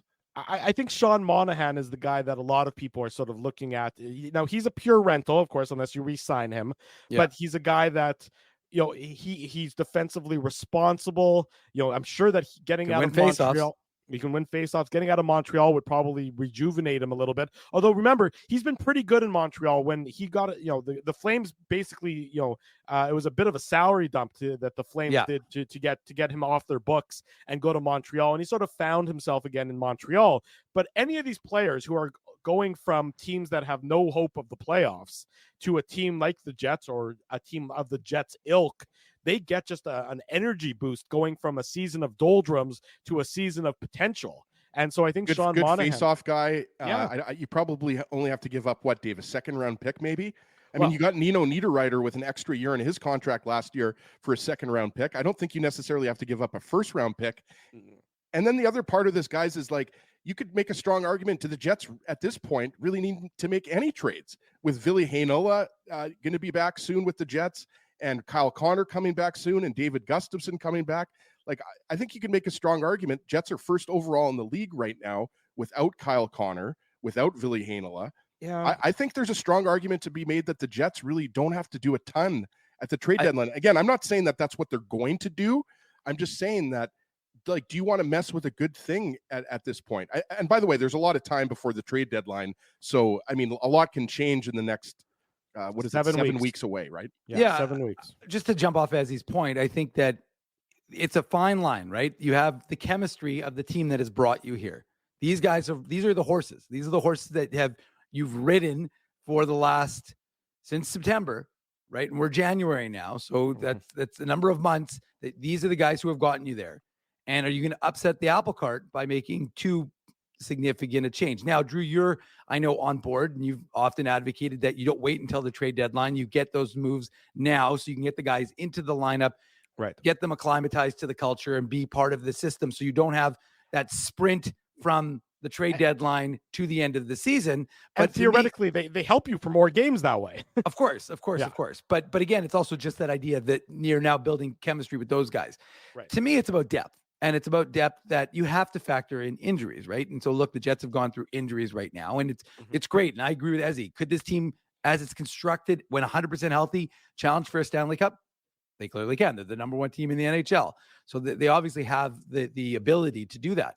But the question becomes, as the Jets have experienced, right? I mean, think about it. We don't have to go that far back in playoffs, against last year against Vegas. Don't have Ehlers. Lose Mark Scheifele. Josh Morrissey, I think, got hurt, right? Like you deal with injuries to major guys. And if you don't have something that can be replacing that in some capacity, then it's a problem. So look, it is a question of, do you want to swing for the fences and go for a Lindholm out of Calgary? I mean, I don't think they're going to do it. And I think there's too many other teams like Boston and Colorado. I think the price tag is going to be significant to get someone like that to be your 2C. But that would be quite the upgrade. And then, as you said, Drew, you could very easily move Vlad Namestnikov down to 4, and you've got quite a depth from Scheifele, Lindholm, Lowry, and Namestnikov. I'm not saying it's going to happen. I think could do something. I think the cost of Lindholm is too great. I'm not on the Lindholm train. I think the cost will be too high there. I mean, it depends. Are you getting the Lindholm from 3 years ago? When he was a different player than he is now? I mean, he hasn't shown signs of being that player anymore. Has anybody shown signs of being that player in Calgary right now? No, fair enough. So you're maybe thinking you acquire somebody from Calgary and you hook him up to the rejuvenation machine that you have handy in your house there, Dave, and all of a sudden he becomes what he once was. But that's a big risk to take at a big cost, likely. Whereas you can go get a guy. Because you're talking about a first rounder as opposed to Sean Monahan, who might just be a second rounder, right? Well, so if you're the Jets, you already own Montreal's second round pick. Can't you just flip that back to them? I mean, I'm not saying it's that simple or that it could happen tomorrow, but if you're the Jets, you're dangling that second round pick that belonged to Montreal, similar to how the Jets, got that pick back from the Rangers that they used to acquire. I guess that was Kevin Hayes, if I'm not mistaken, right? When they traded the first rounder to the Rangers for Kevin Hayes, then they got it back in the Trouba trade. Right. Then I think I'm getting my timeline right on that one. You're right. Okay. Again, it seems like that cost is going to be a lot less than the Lindholm cost. Just given where the reputations of the players. Lindholm. Unless you're going a layer deep, you hear Elias Lindholm. Not the same guy he was 2 years ago, whereas Sean Monahan, in fact, has probably improved his standing from 2 years ago. Well, and again, I think, the thing with Monahan that's interesting, Drew mentioned this, he's in the last year of his contract because didn't he sign a 1-year deal with Montreal last summer? 1-year deal.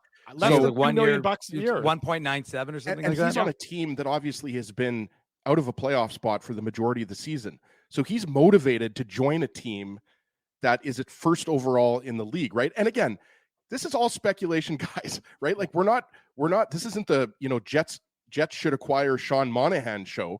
All I'm saying is that Sean Monahan is a heck of a hockey player.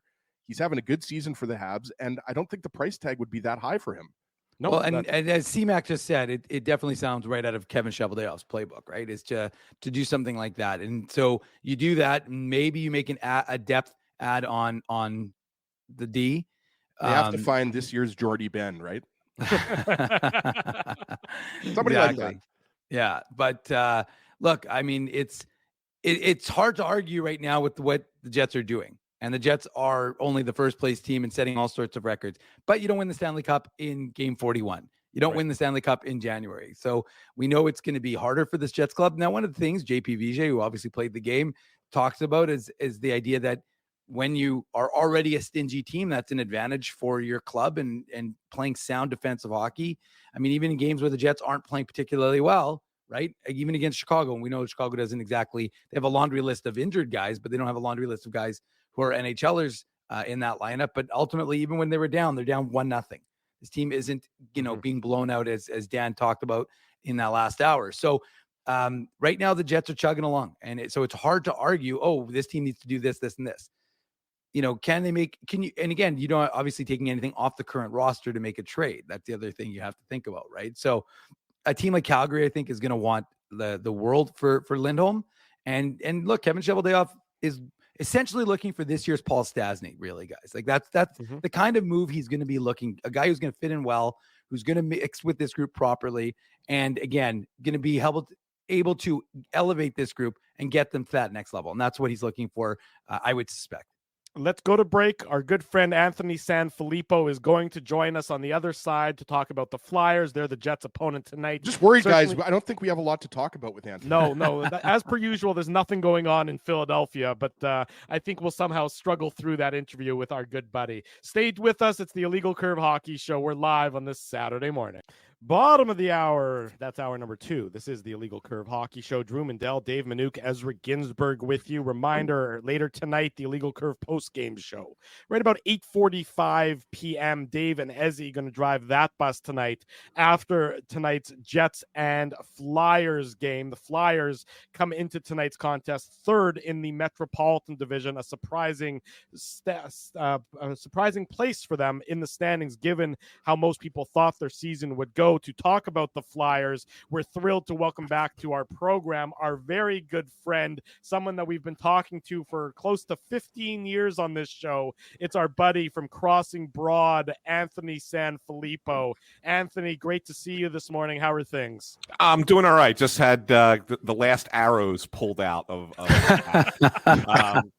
but no, I'm doing well. You know what I learned, guys? I learned that in a football mad city, the best way to get people to not talk about football and to talk about hockey is to get screamed at by John Tortorella. So we figured that out. We learned something there. And I mean, again, that we'll talk about that interaction, or you can ask you about it to start. I mean, interaction is a cute word for it there, Drew. Well, you stood there and you took it, which is an important thing to do as a writer. You have to stand there and sometimes take the slings and arrows when the head coach delivers it. But at the same time, just because Tortorella doesn't agree with reporting, and I think this is an important distinction for people to remember, just because the head coach doesn't agree with reporting or doesn't like what something was reported doesn't make it factually incorrect, because we've gone back a long way.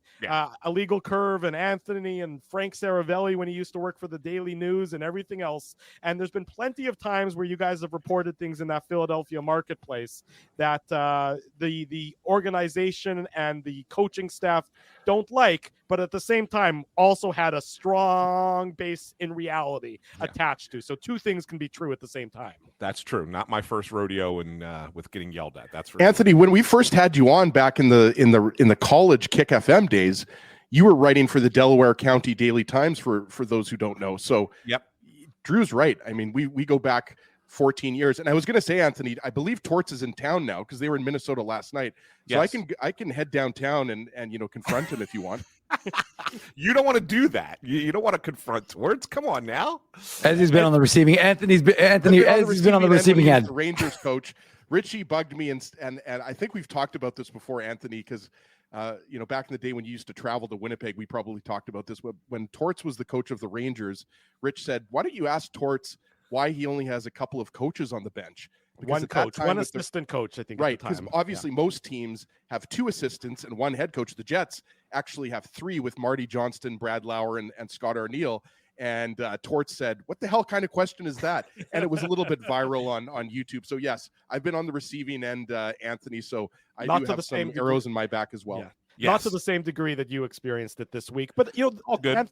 Yeah, of course it's all good. What I wanted to ask you about, Anthony, though, so like the noise around the Flyers this week, and not necessarily their fault with Cutter Gauthier declaring he didn't want to play for them, and them making the decision to trade him and acquire Jamie Drysdale. But and we'll get into the nuts and bolts of that. But has that sort of taken the luster off the shine that has been the Flyers season to this point? Because this is a Flyers team that most people had pegged for a strong rebuild year. Meanwhile, they're still third in the Metropolitan Division. They've been exceeding, I think, everyone's wildest expectations, yet that isn't the topic right now. Instead, it's all this other noise that took effect this week. Yeah, I mean, I it's interesting because I think this was kind of like a uniting thing in our city. The Flyers, as you guys know, we've talked about this in recent seasons, but the Flyers had kind of fallen a little bit off of the public radar in Philadelphia. Sure. I mean, it really had. I mean, it was such a bad situation with the previous leadership and as bad as the team was, and nobody really cared about them. And then you bring in Keith Jones and Danny Briere, and now Dan Hilferty's running the show as the CEO of Comcast Spectacor, and they kind of like try to do some things to bring the fans back, and they're getting some good crowds down there, whatever. But you get a player who doesn't want to play in your city, nothing unites a fan base in Philadelphia like something like that. They all rallied around the Flyers and got behind them. And now this is the first time a lot of people are taking notice of the hockey team, and they're supporting it. And then all of a sudden it's like, you look at the standings and go, wait a second, I thought this team was bad. and they're not a bad team. They're not a top team by any stretch of the imagination, but they're right in the middle of the pack. And that's a little bit of a surprise for a lot of people. And we were talking about this on the podcast yesterday. The thing that we were all wrong about, and that we thought was going to be the worst part of this team coming in and why they were going to be bad this year, has been the defense. It has been surprisingly good. And that's a lot of credit to Tortorella and to his assistant coach.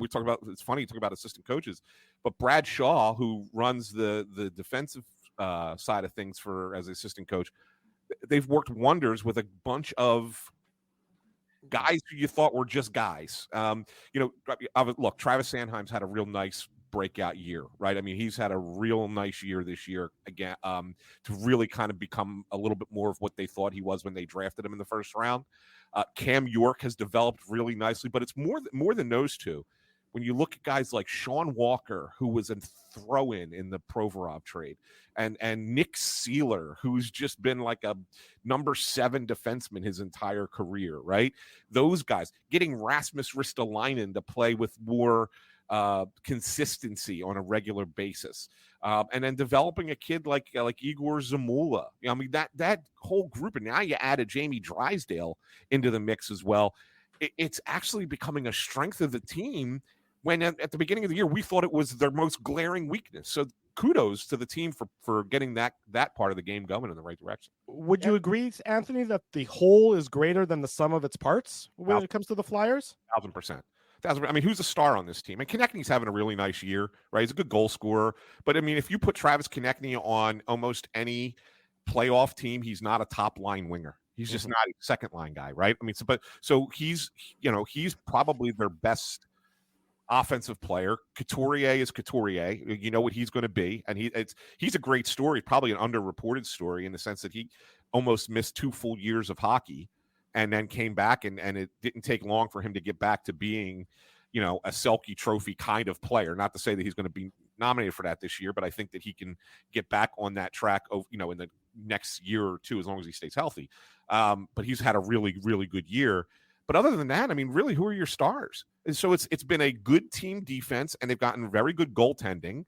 And lo and behold, they're in the middle of this whole thing, and nobody expected it. It's kind of a fun story to follow along this year. It really is. I think they deserve people's attention. Anthony, you mentioned the defense, and you went through the Flyers' top 6 defensemen. And I wanted to ask you about Jamie Drysdale, because obviously a lot of people in the chat, a lot of Jets fans that are going to be going to the game tonight downtown between the Jets and the Flyers. I mean, this is going to be his 3rd game with the Flyers. And I got a chance to watch the majority of that game between the Flyers and the Wild last night. I mean, what a comeback victory for the Flyers. It was on nationally on Sportsnet. So I think You know, quite a few people were watching that, obviously, with the Jets not playing. And you mentioned Igor Zamula, and I'll be honest with you, I'd never heard of this guy, you know, a couple years ago. And I think he only played parts of, I'm just looking at it, he played 26 games prior to this season. He's played 33 games for the Flyers this year. And a few things I wanted to mention. Jamie Drysdale coughs up the puck to, I think it was Joel Eriksson Ek in overtime, right? Yeah. And then he gets back and he makes a play on Eriksson Ek and doesn't take a penalty for those who weren't watching. So he makes a really nice play after he coughs up the puck and uses that good skating and takes the puck away from Eriksson Ek and doesn't take a penalty. And then it's Zamula out there at 3-on-3, or I guess it was 4-on-3 overtime. Yep. Because Matt Zuccarello took that penalty, that tripping penalty, right? Yep. And then it's Joel Farabee who tips the puck in. It was his second goal of the game. And then he had the game winner. So, I mean, it just looks like, you know, for the last few years, Anthony, it seems like that Flyers team probably would have lost that game in regulation. But it looks like they're building on something here. And so the question I wanted to ask you was about Drysdale and what's kind of stood out to you in his first two games. And the fact that the Flyers were able to get him and not give up a player who's currently on the roster, to me, was significant. Look, Cutter Gauthier is a good prospect, for sure. But the Flyers are able to acquire a top pairing defenseman without giving up somebody who's currently on their active roster. Yeah, no, and I think that's a good point. And then one other thing that you know, I don't know if you guys get this kind of, you know, pay attention to this kind of information, but it's kind of like a little thing locally. Is, you know, in the offseason, the Flyers brought in former Ducks GM Bob Murray as a senior advisor, and don't lose sight of the importance of that in this trade, because he knew he had more intel than most teams would have on a prospect from another team, like Jamie Drysdale was. So, you know, he knows a lot more about the kid and what he's like, and what's, you know, what his strengths and what his weaknesses are. So it really kind of gave the Flyers a good foundation to work on, not just scouting him playing 10 games for the Ducks this season. And then you watch him play, and getting to watch him play, the first thing that just jumps out of that is just how smooth of a skater he is. It's unbelievable how good of a skater he is. My partner on the podcast, Chris Terrian, you know, played in the league for a long time, and he says to me, he said he skates like coffee. He skates like Niedermeyer. Whoa. Like, I mean, yeah. You're talking about like comparisons, not to say that he's going to be that good of a player, but his skating ability is very similar. He says what it is it's, you see a guy pick up speed while he's gliding. He said that's a very rare thing in the sport of hockey, and it helps him to get that first pass out of the zone. It helps him to get up ice. And we heard Torts say he's a candidate to be a rover, which is something that they really want. The Flyers play a little bit of a run and gun style, which is we are so not used to seeing that in Philadelphia, right? I mean, it's very, we've always been big, heavy, you know, physical team, but to see a run and gun style.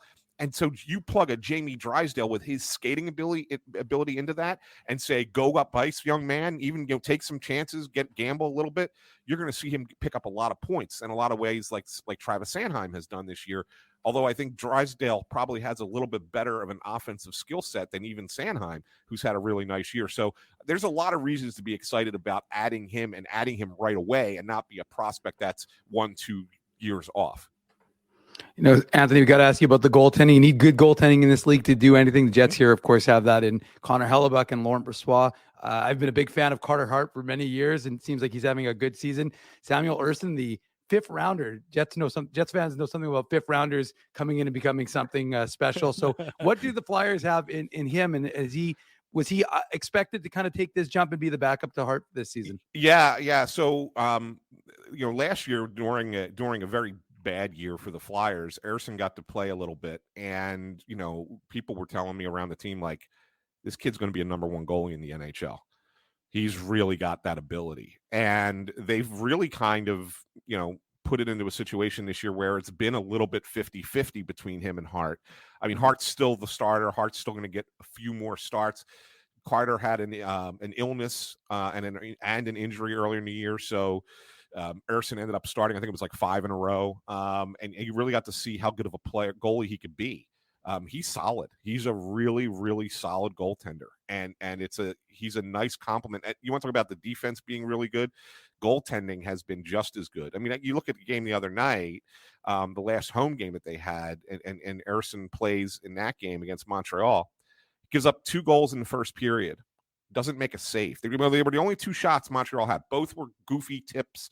One was a really weird deflection that popped up in the air and then landed behind Ersson, but he didn't make a save in the first period. You get to the third period, though, Montreal's pushing a little bit, and he makes a huge save on a breakaway. He makes 2 big saves in overtime and then shuts the door in the shootout. The guy is really good on breakaways, really good one-on-one. And so if you get an opportunity to see that tonight, it'll be interesting to see how, the Jets, offensive skill players against Ersson on a breakaway would be a nice little matchup. But he's been awesome. And most teams don't have what Winnipeg and Philadelphia have, in the sense that you can rely on either goalie in any given game. And so it's a good problem to have, I think, for both teams, really. Anthony Sanfilippo is our guest Saturday morning. This is the Illegal Curve Hockey Show. He covers the Philadelphia Flyers for CrossingBroad.com, the Jets and the Flyers, later tonight in downtown Winnipeg. Anthony, so let's get back to the Gauthier for Drysdale trade. We know the sort of the on-ice impact.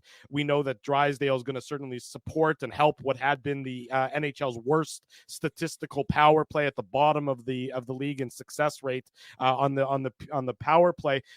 Why does this trade happen? Cutter Gauthier has said some words. They've been a bit of a word salad. You reported that, Kevin Hayes had an impact on this trade. As this week has gone on, are we any closer to really figuring out why Cutter Gauthier decided that he didn't want to be a member of the Philadelphia Flyers? No, we don't know with any 100% certainty, and that's because he won't say. His agency won't say. Nobody will come out and say what it is. So, we're left to do some digging. And look, there's a lot of different things that came into play here. Let's go back to when he was drafted. He was drafted and he said, I was born to be a Flyer. Puts the jersey on at the draft. It's like, this guy is going to be great. And then what happens in the year after that? Because let's be honest, the one thing that we do know is the last time he talked to the Flyers was after World Championships in May of 23. Did not speak to them since in any capacity. Wouldn't talk to John LeClaire or Patrick Sharp, who were like player development guys for the Flyers. Wouldn't talk to Keith Jones and Danny Briere, who flew to Sweden for the World Juniors this year to talk to him. Wouldn't talk to any of them. Okay. So we know that what happened, we have to figure out what happened between the draft in 22 and May of 23. One of the things we know now, which came out, I guess, a day after or 2 days after the trade, was that he wanted to play in Philly last year initially, and that the Flyers wouldn't guarantee him a spot on the roster. Really, just what it really comes down to. They basically said, no, you got to come in, you got to earn it. And if you don't earn it, you're going to go play in the AHL. Don't think he liked that. Don't think he liked, I think he wanted to be treated a little bit different, being the 5th overall pick in the draft. And then you combine that with the fact that, look, and what I reported about Kevin Hayes, and I want to clear this up. I don't want anyone to think that I was saying that here's Kevin Hayes holding his hand all the way through over the last year, right? Taking him right up until the trade, like, don't sign with Philly. That certainly was not what I was saying. But what I was saying was, the Flyers originally, when he was drafted, they asked Kevin Hayes to kind of befriend Cutter Gauthier. So, look, you're a veteran. You're a leader on this team. Kevin Hayes at the time was an alternate captain, okay? You went to Boston College. See if you can, make a relationship with this kid and get him excited about coming to play to Philadelphia. And so they made that connection. They went and played golf together, right? And Cutter Gauthier was quoted as saying, hey, he's like a mentor. It's great to have his phone number in my contacts. I can reach out to him at any time. So those things all happened. But then what happened with Hayes over the course of the following season, once Torts gets in as the coach? He gets basically treated poorly by Torts. I mean, he was a Flyers all-star who was a healthy scratch. He was benched for periods at times. Those things all happened. Well, look, guys, I know, everyone knows in the world of sports, not just in hockey, players talk to each other and they ask each other all the time. Hey, what's it like playing in that city? What's it like playing for that coach? What's this teammate like? They all talk. It's a very little, it's a small world, a small community. So you combine the thing of what's going on with I want to play and they're not guaranteeing me a spot. And then you hear, maybe Torts is not the greatest coach to play for. He's really hard on players. He's a difficult guy. And you kind of put all those things together and you say, well, do I really want to go there? And I think that's ultimately what it is. It's a bunch of little things that get kind of put together to add up to maybe I won't succeed in Philadelphia. So I'm not going to play for you guys. Send me somewhere else. Anthony, I wanted to ask, sorry, Drew, go ahead if you have another one. I was just going to say there's not a lot of precedence for this happening in recent memory, to my mind, especially to a large market city like Philadelphia. Yeah. You can maybe, look, we here in Winnipeg know that there's players who don't necessarily want to sign long-term here. Pierre-Luc Dubois comes to mind, Jacob Trouba comes to mind, but they play out their term here and then they depart. It's sort of relatively unprecedented for a player who's never established himself in the NHL to start dictating things like this. It is a bizarre situation. I'm sure the Flyers are sitting there saying, what did we do wrong? Or, trying to both figure out, is this a situation of the kid is entitled, or did they actively do something wrong that needs to be rectified moving forward? Yeah, I don't get the sense that the Flyers really did anything wrong here. I really don't. And I think that this is an entitlement thing that is growing in U.S. college athletes. I mean, when you look at other sports, you look at like the NIL money and how all that works and the transfer portals, and kids are just like, you're not making me play enough. All right, I'm leaving. I'm going here. And you're getting all, dozens and dozens and dozens of transfers. They're getting paid money to go to schools now. It's just it's a whole different environment in college athletics. And it hasn't really creeped into the world of hockey just yet in college, but I think you're going to start seeing it, and this might be the first shoe to drop in that regard with college hockey in the U.S. And I think that's part of it. I think it's a total entitlement thing in that regard. Look, there's an argument to be made, and we're sort of veering off, but bear with us. When do I get to ask my question, Drew? Come on. Sorry. There's an argument to be made that drafts in general should go by the wayside, and players should be able to pick their destinations within parameters, because not every player can play for the same team, and that's in all sports. But I mean, I don't get the sense that Cutter Gauthier is trying to be a pioneer or the leader of a revolutionary charge. I just think that he seems like he's more just, for whatever reason, upset with the Flyers organization. I mean, yes. I mean, I look at it from this perspective, and look, it's happened in other sports as well. I mean, people want to make the comparison to Lindros, but it was different there. Lindros told Quebec not to draft him. Don't draft me, and they did anyway, right? Elway and the Colts going way back, right. Other instances. Yes, and all due respect to Cutter Gauthier, Eric Lindros is a Hall of Famer. The fact that people are comparing that, Anthony, I think you would agree. It's like, okay, guys, this is not the same situation here. Exactly, it's not the same situation. And again, he wanted to play when he was drafted. He wanted to be a Flyer. He said it. I was born to be a Flyer. So I mean, it's again, that's the difference between those two. We had it with we've had it in Philadelphia with J.D. Drew in baseball. I mean, Eli Manning didn't want to play with the Chargers and forced the trade to the Giants. These things do happen from time to time, but I think you're going to start to see it with more regularity. I think that there is that, what Drew was just saying, there is that belief that's out there that these kids should have more of a determination of where picking where they get to go, as opposed to I automatically have to play for such and such a team. Mm-hmm. But my response to that is this: you're 19 years old. You're lucky enough, you're fortunate enough to be drafted into the best league in the world. Establish yourself first. Then, if you want to force your way somewhere and say, listen, this isn't working out for me here, I want to go play somewhere else, fine. Do it that way. But don't try and make it out to be at 19 that I can dictate where I go. And then you're only making it harder on yourself, because then the spotlight's going to be even harsher. Oh, this is the guy that didn't want to play for that team. And then you go and look and see, oh, is he good? Is he any good? No, he's not. Now it's and then you don't get as much rope. you don't get as much rope to develop at that point. I think it's bad for yourself. You should really have the opportunity to show yourself play first, and then make a decision at that point. And Anthony, I want to, ask you a question about not about Cutter Gauthier, but just as an example, Dave M and I were talking about this yesterday or 2 days ago, after the Jets-Hawks game. Look at some of the best players on the Jets right now, whether it's Josh Morrissey, whether it's Kyle Connor or Cole Perfetti. They played in the American Hockey League. Yeah.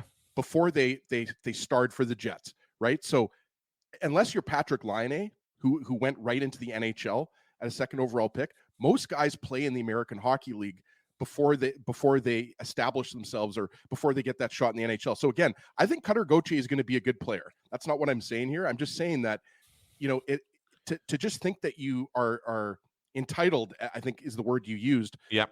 To just get a spot in the NHL, I mean, I think is naive, right? That's all I wanted to say about that. There are special players who get to come into the league straight from junior or straight from college. Whatever. Connor Bedard, Connor McDavid. Yes, there are special players. And Patrick Laine, like I said. But yes. I think, Dave covers the American Hockey League more than anybody, or just as much as somebody who covers the American Hockey League a lot. He goes to all the Moose games, and he'll tell you, Cole Perfetti, I mean, he had to learn how to play the pro game in the AHL, and now he's having a breakout year. But I wanted to ask you about Bobby Brink, because obviously, Brink was a healthy scratch last night. I think you knew we were going to ask you about that. Yeah. It's another torts-related question, but yeah, I mean, was he just benched, Anthony, because he hasn't been playing well lately? I've obviously, I watched the game last night, but I don't watch a lot of Flyers. And so why was he benched last night by torts?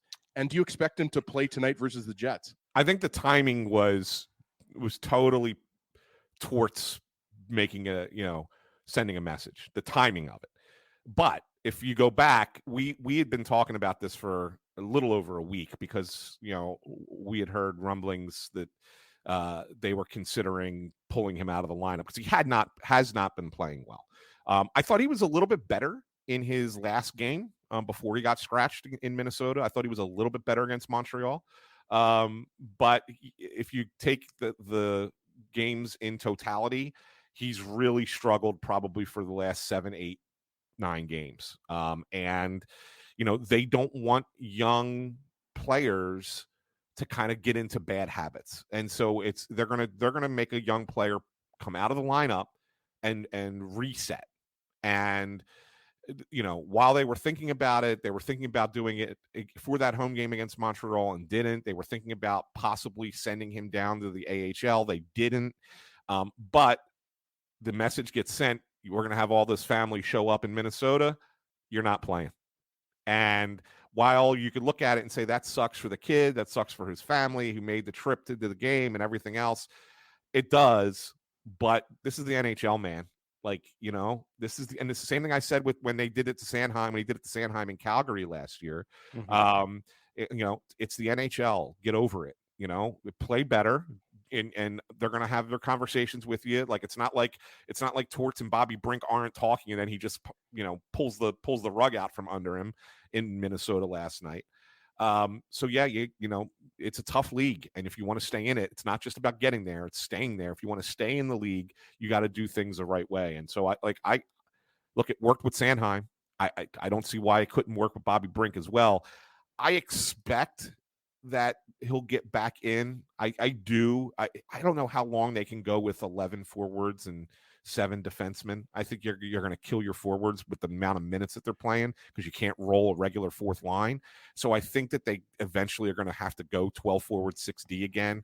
It might be tonight, especially on a back-to-back, so I think he'll play tonight. I can't say that with any certainty, though.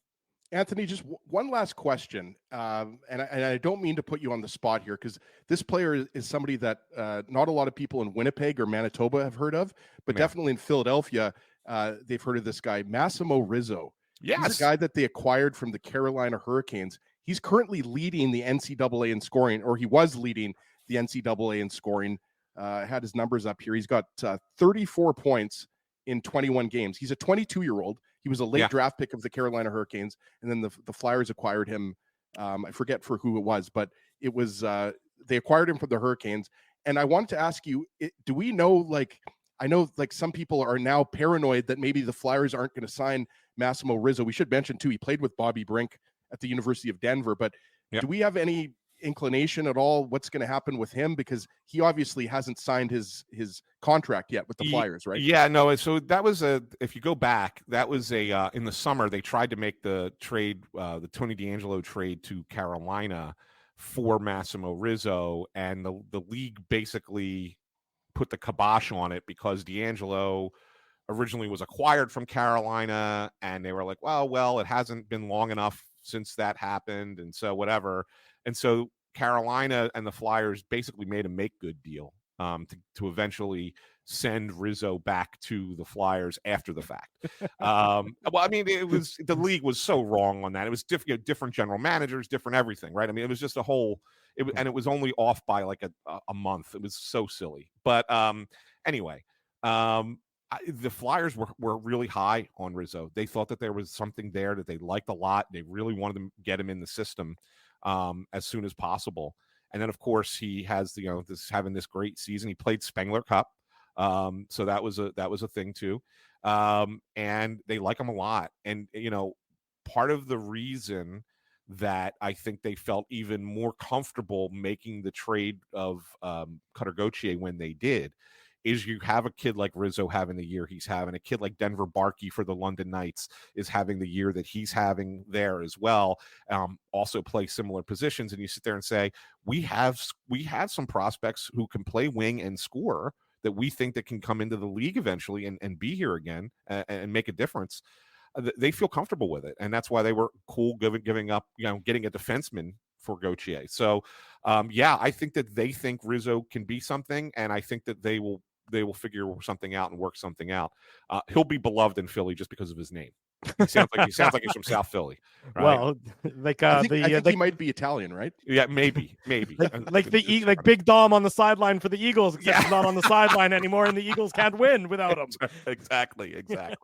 Anthony Sanfilippo covers the Flyers for CrossingBroad.com. He's a longtime great friend of this show. It's always great catching up with you, buddy. Thanks so much for joining us. Enjoy tonight's contest. We look forward to reading about it from the Flyers' perspective, and we'll get together real soon. Yeah, absolutely, boys. And I got to tell you, the one thing, this is the first time I've ever been on your show where you guys have like the best team in hockey, and I don't know how you're handling it. So it's people are nice pretty excited here, Anthony. I got to tell you, like people are fired up. It's Jets fans are flying high for sure. You guys all have smiles on your face. It's unbelievable. It's great. It's even good. Drew, who's usually usually that curmudgeon, right? So the only reason I have a smile on my face is because we're with Anthony. As soon as you're gone, I'm back to my usual dour, negative mood. Don't get mistaken. This is because of you, buddy. Oh, all good. Thanks, man. Appreciate Negative it. Mindy is what we call him, Anthony. Thanks, Take care, Anthony. boys. See Take ya. care. Yeah. Our good friend Anthony Sanfilippo joining us this morning on the Illegal Curve Hockey Show. Dave M., do you want to do a Moose Minute from last night's Moose game, or do you want to do two tonight? Two tonight. It was that bad last night again, was it? No, I mean, there's stuff to talk about, but we can talk about it tonight. The show's over. Okay. We'll chalk that up. That'll be during the post-game show tonight after the Jets and the Flyers. So, again, it is a shortly after 6 p.m. puck drop between those two teams in downtown Winnipeg. If you're just joining us now, no Mark Scheifele for the Winnipeg Jets tonight. So some roster questions. Ehlers is a question mark. Put on your antlers. It's time for the Minute Moose Minute on the Illegal Curve Hockey Show.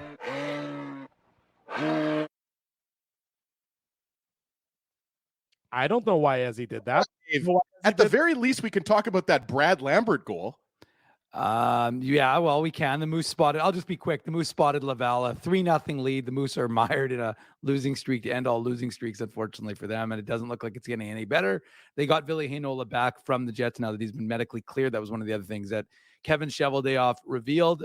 So he got assigned to the Moose.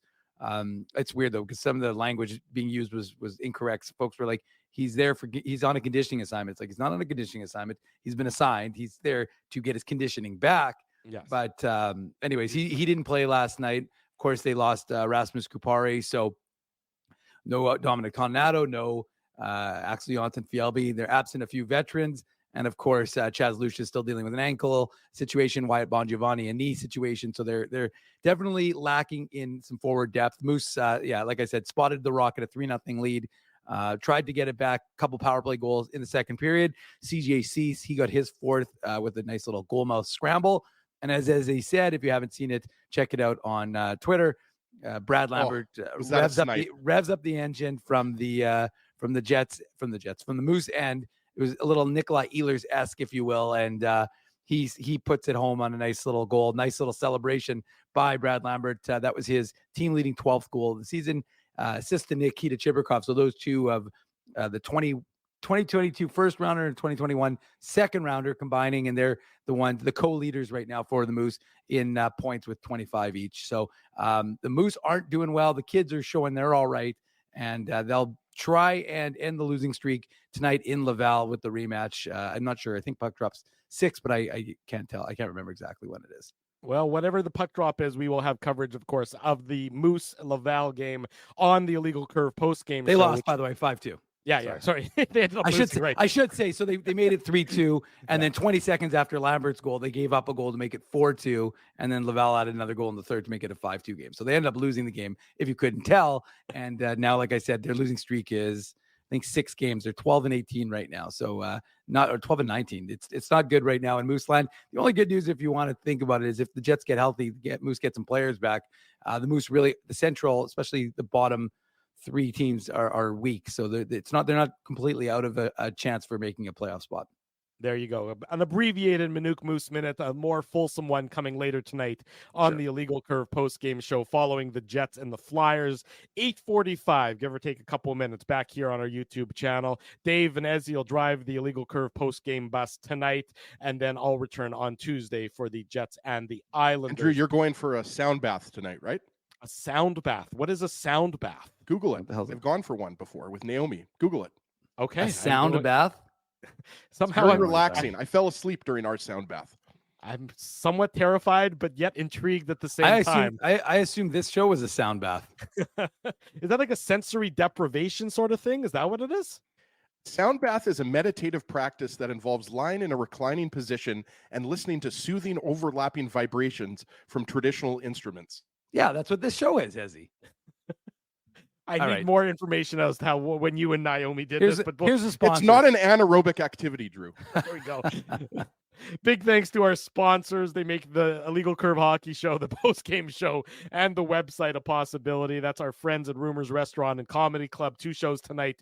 Chris Locke is performing. Very few tickets available. Get them, rumorscomedyclub.com. Grid Park, Linden Market Dental Center, Zappia Group Realty, Betway. They're the title sponsor of the post-game show. Tough Duck. Get your Tough Duck comments ready. You might walk away with a Tough Duck toque on the post-game show. Boston Pizza. We'll be at Boston Pizza on the Wednesday between the Jets and the Leafs. That's our next live on location broadcast. No Boston wings for Pizza, Drew. Taylor Avenue. Be there for Illegal Curve live on location. Seagram's, they're the sponsor of the Seagram shot of the game. Rolly's Transfer. And of course, if you're looking for a beer to drink tonight, we strongly recommend Illegal Curve Lager at Farmery Brewing, number 2 Donald Street, or available on all of the delivery apps. Big thanks to all of you for joining us this morning on the Illegal Curve Hockey Show. Big thanks to Dan Robertson. Big thanks to Anthony Sanfilippo. It was a hell of a fun show. Podcast will be available shortly after we end, and the immediate replay on YouTube, of course, immediately available. That's why it's the immediate replay. If you haven't already done so, smash the like button, subscribe to the YouTube channel, tell your friends, tell your family the best place to be Saturday mornings. And again, after each and every Winnipeg Jets game is the Illegal Curve YouTube channel. Dave and Ezzy will be back later tonight, 8:45 p.m. with the Illegal Curve post-game show. Thanks, everyone, for joining us. Until later tonight, I'm your host, Drew Mindell. If it's Saturday, it's the Illegal Curve Hockey Show live on our YouTube channel and all of our social media platforms. Thanks for listening to this broadcast from Illegal Curve Hockey. For more great Illegal Curve content, subscribe to the Illegal Curve YouTube channel, follow at Illegal Curve on Twitter, Facebook, and Instagram, and visit your online home for hockey in Winnipeg, illegalcurve.com.